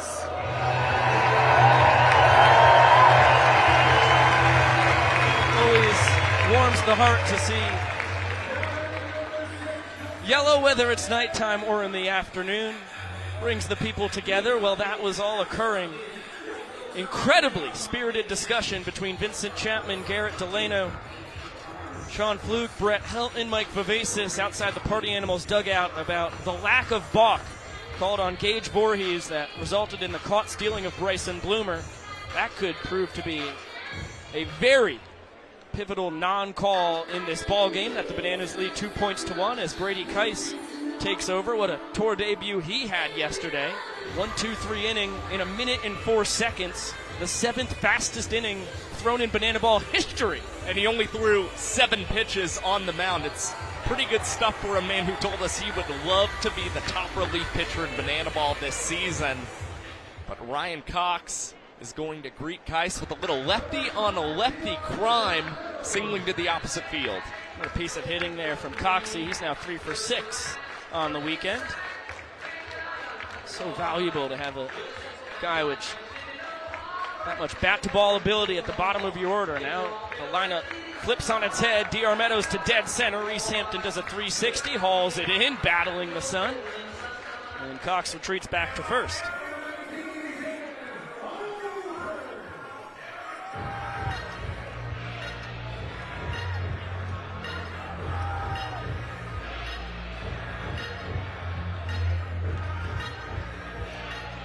One right at the knees for strike one. Dan Oberst thought it might have been a tad below them. Hot shot through the 6-hole. Another knock for Danny Barrels, his 3rd of the season. Yeah, a little out in front of Brady Keiss's off-speed pitch, so he couldn't necessarily elevate it, but found the perfect hole in between the third baseman and the shortstop. The Bananas would love to plate a run in this inning, netting them an insurance point before the 9th inning.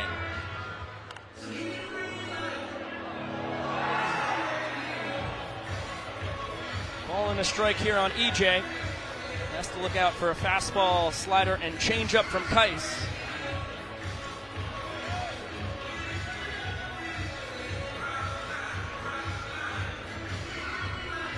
Brady's a well-traveled baseball player.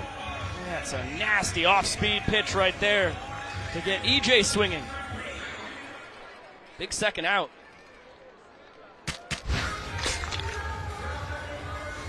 Another looked like a back foot slider.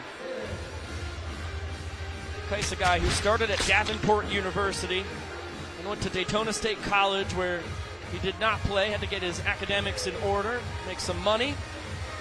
Then went to McHenry College. That's where he had a huge velo bump. Went from 81 on his fastball to averaging 91. This one a foul ball just barely.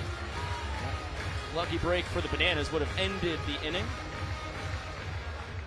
And then Kai spent another year off from college, working and training at a baseball training facility, and then finished up with 2 years at Columbus State University, where he was a beloved teammate and roommate of D.R. Meadows. And was one of the closers at Columbus State as well. He had a 3.26 earned run average across 25 games with 8 saves at CSU. Acuff gonna grab a trick play, goes between the legs. Nice stretch by Swanee to make sure that trick play's in the books. And the 8th inning is over. Heck of a job by Kais, who strands a pair. We'll get another look at Acuff's 6th trick play of the weekend. It's a little bit tricky because you saw Ryan Cox trying to avoid that ball, but Chase Acuff still able to go between the legs. And how about the hold from Jason Swan at the edge of that first base bag to secure the out and the trick play for his teammate Acuff.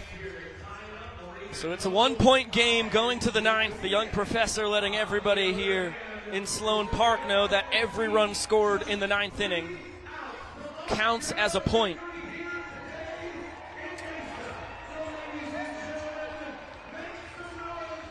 This is the final inning. There's about 10 minutes on the clock when we entered the 9th. That no longer matters. Only comes into play if it runs out before you get to the 9th inning. Nick Lialios, Cowboy Kyle and company, letting everybody know this is it, as Danny Hosley, one of the greatest pitchers in Banana Ball history, tries to nail down his first save of his 3rd Banana Ball season. Great to see Danny do it all yet again. You see the numbers, 24 saves a season ago in 27 opportunities, a new single season record in Banana Ball. He's a man with 39 career saves, out for the 110th time in his Banana Ball career. And despite serving as the Bananas closer, he wound up with 74 strikeouts a year ago and led the tour, striking out 27 and a half of the total batters he faced in 2024. He does it with a 4-seam fastball, 2-seam every once in a while, a Vulcan changeup that I'd say everybody agrees is the greatest singular pitch in Banana Ball history, and a big looping 12-6 curveball. It's going to be the top of the order for the Animals. There's the changeup, 1-0 count on Reese Hampton. The Party Animals have the top of their order due up. It will be interesting to see how they navigate possibly utilizing their golden batter if they can start to stage a rally against Hosley. Noah Fisher lurks in the on-deck circle. Jake Skoll in the hole. The big boppers are all going to get a chance against Hosley as Hampton gets 4 straight changeups. Correll Prime behind the back. Get that man a trick play. 1 out here in the top of the 9th. Easy work for Danny Hosley, inducing the soft ground ball. And you get another look at Correll Prime with a behind-the-back transition before flipping on over to Danny Do-It-All. Here's Fisher. And there's Hosley's first fastball. Fish 0 for 2 today with a pair of sprints. That one all the way to the backstop. Noah's going to steal first easily.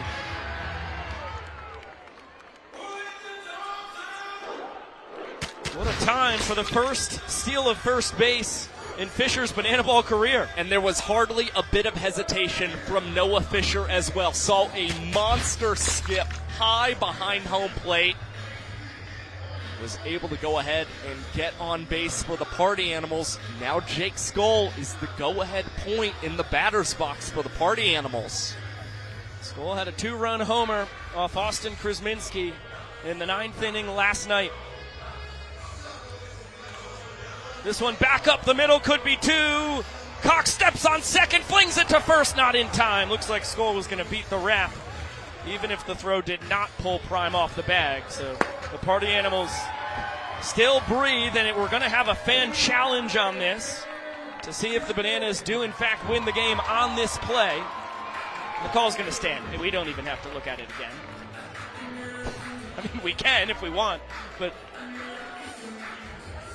I think we saw all we really needed to see on that first replay. There's your out at second.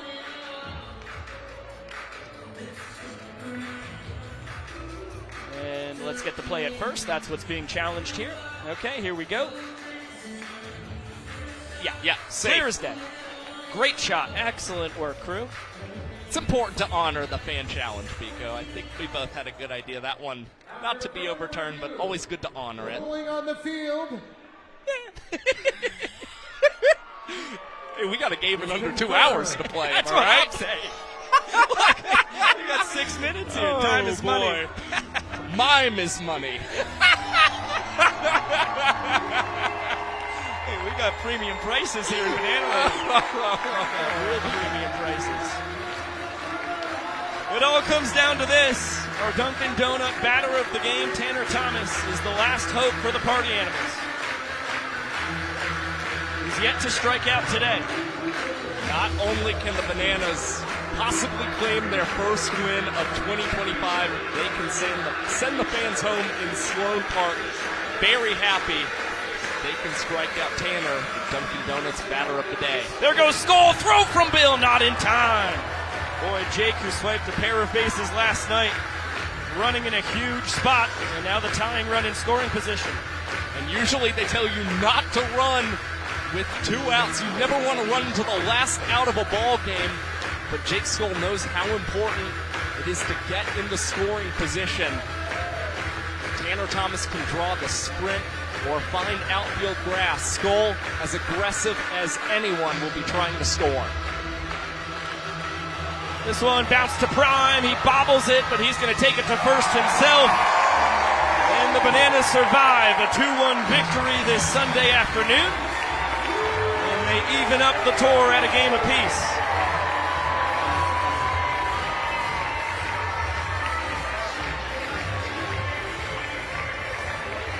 Heck of a job by Danny Hosley. He was 1 for 1 in his save opportunities. A little spice at the end, the tying run in scoring position. No problem for Danny Do-It-All. And the Bananas get to show off their brand new victory celebration here in Sloan Park.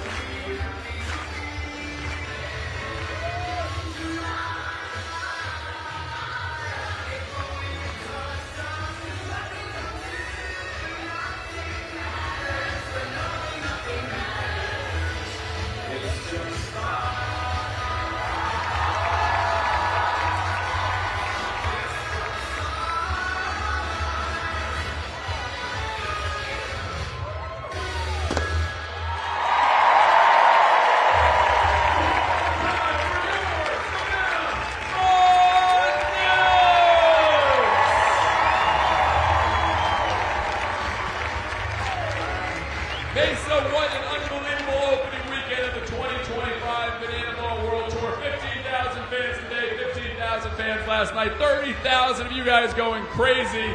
We're just getting started on this tour, and we want to finish with 2 quick traditions with you guys that we started doing back in the 2021 Banana Ball World Tour back in Mobile, Alabama. The reason we do this is for you guys. We are fans first. And you have stood by us since day one. So we're going to finish with one big stand by me out here on the field. One big circle. And so we ask again, your neighbors, your friends, arms around each other. And we're all going to sing as loud as we can a little stand by me.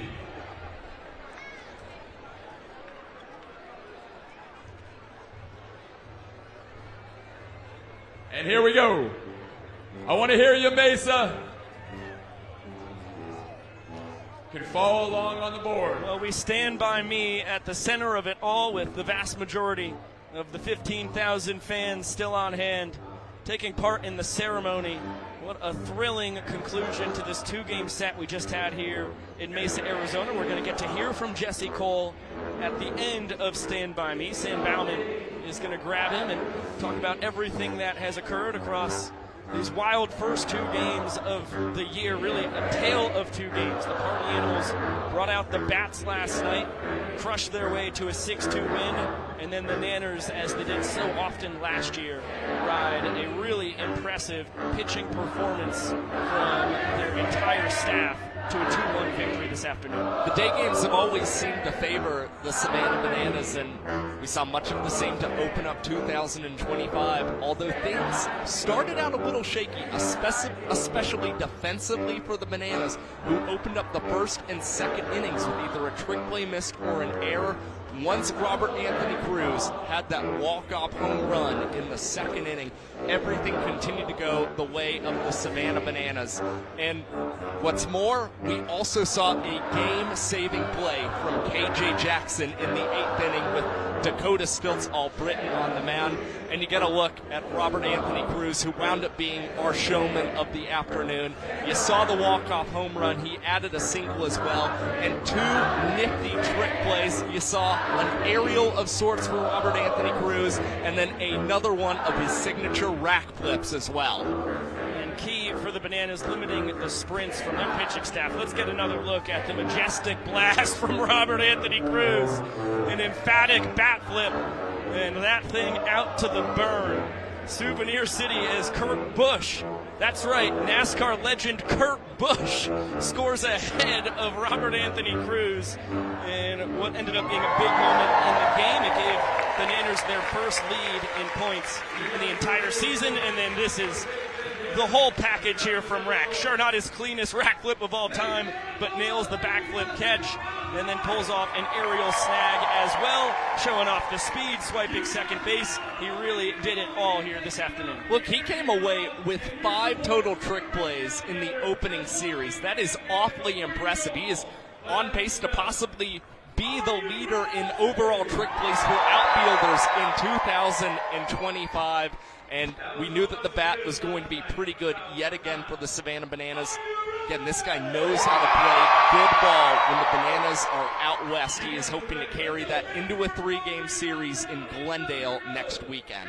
And Rack continues to show everybody the value of giving your kids some gymnastics experiences at a young age, especially if you're trying to raise some future banana ballers. I mean, he's just the perfect guy for this sport. You have the minor league baseball resume. He comes in with the gymnastic abilities. He's so good on the mic. He has the social media presence. He is the whole package.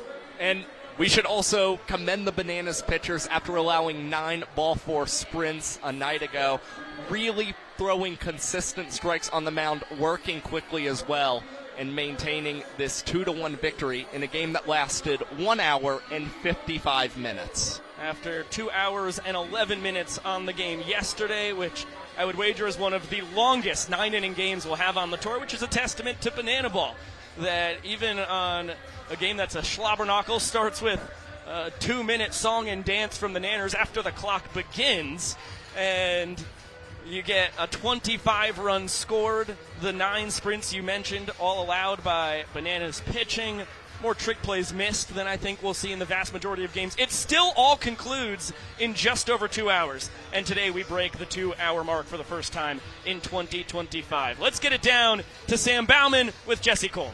Yeah, thanks, Biko, Josh. It's safe to say Banana Ball is back. I'm here, of course, with Jesse Cole. Jesse, we do all this preparation, all this preparing, all this priming for 2025. What does it mean to be back in front of a live crowd here in Mesa this weekend? Well, it's special to have 30,000 fans here and actually get in front of people is special. But you can see over the last month the preparation of the guys.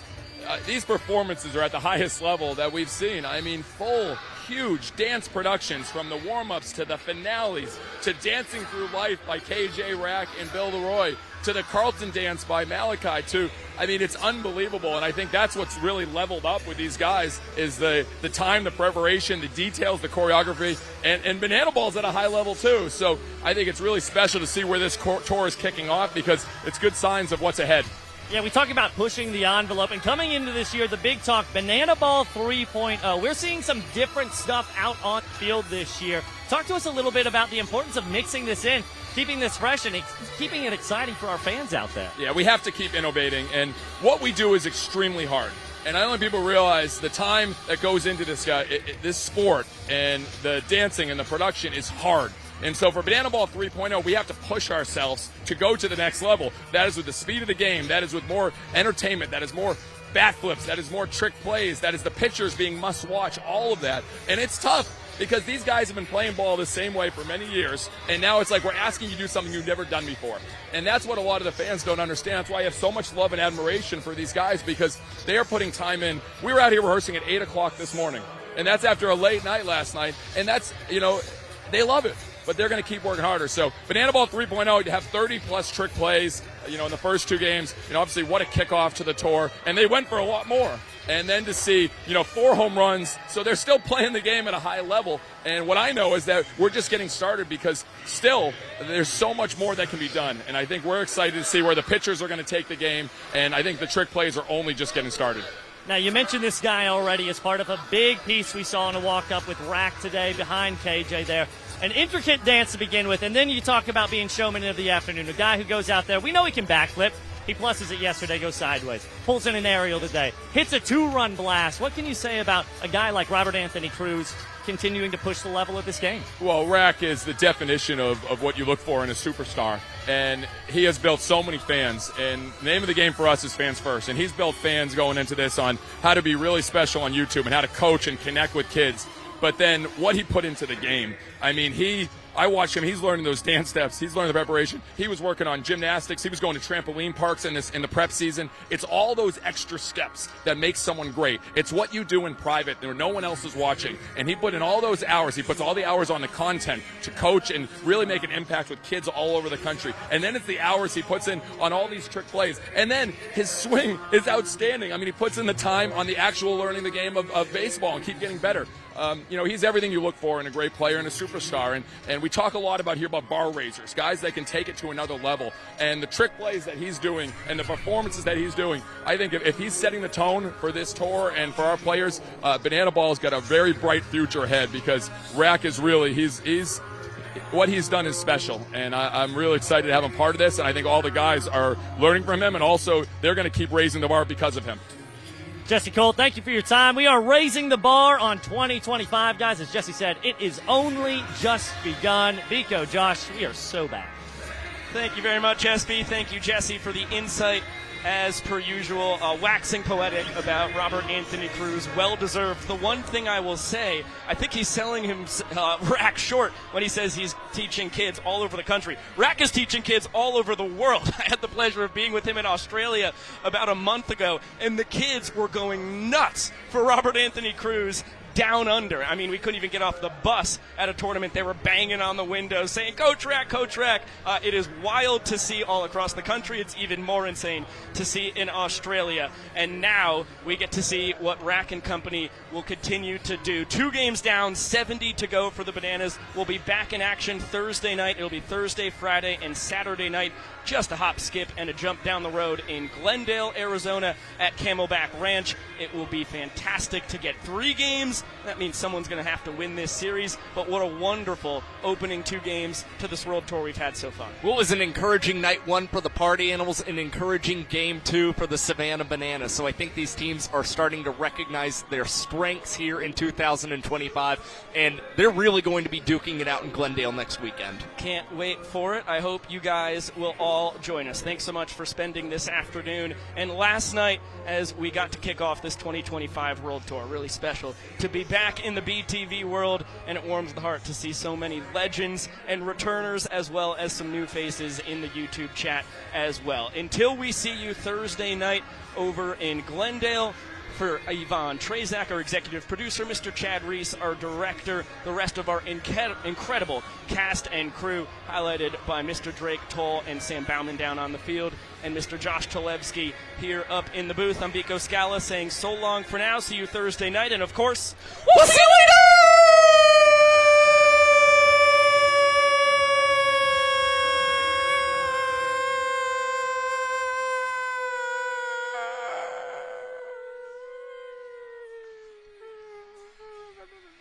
No.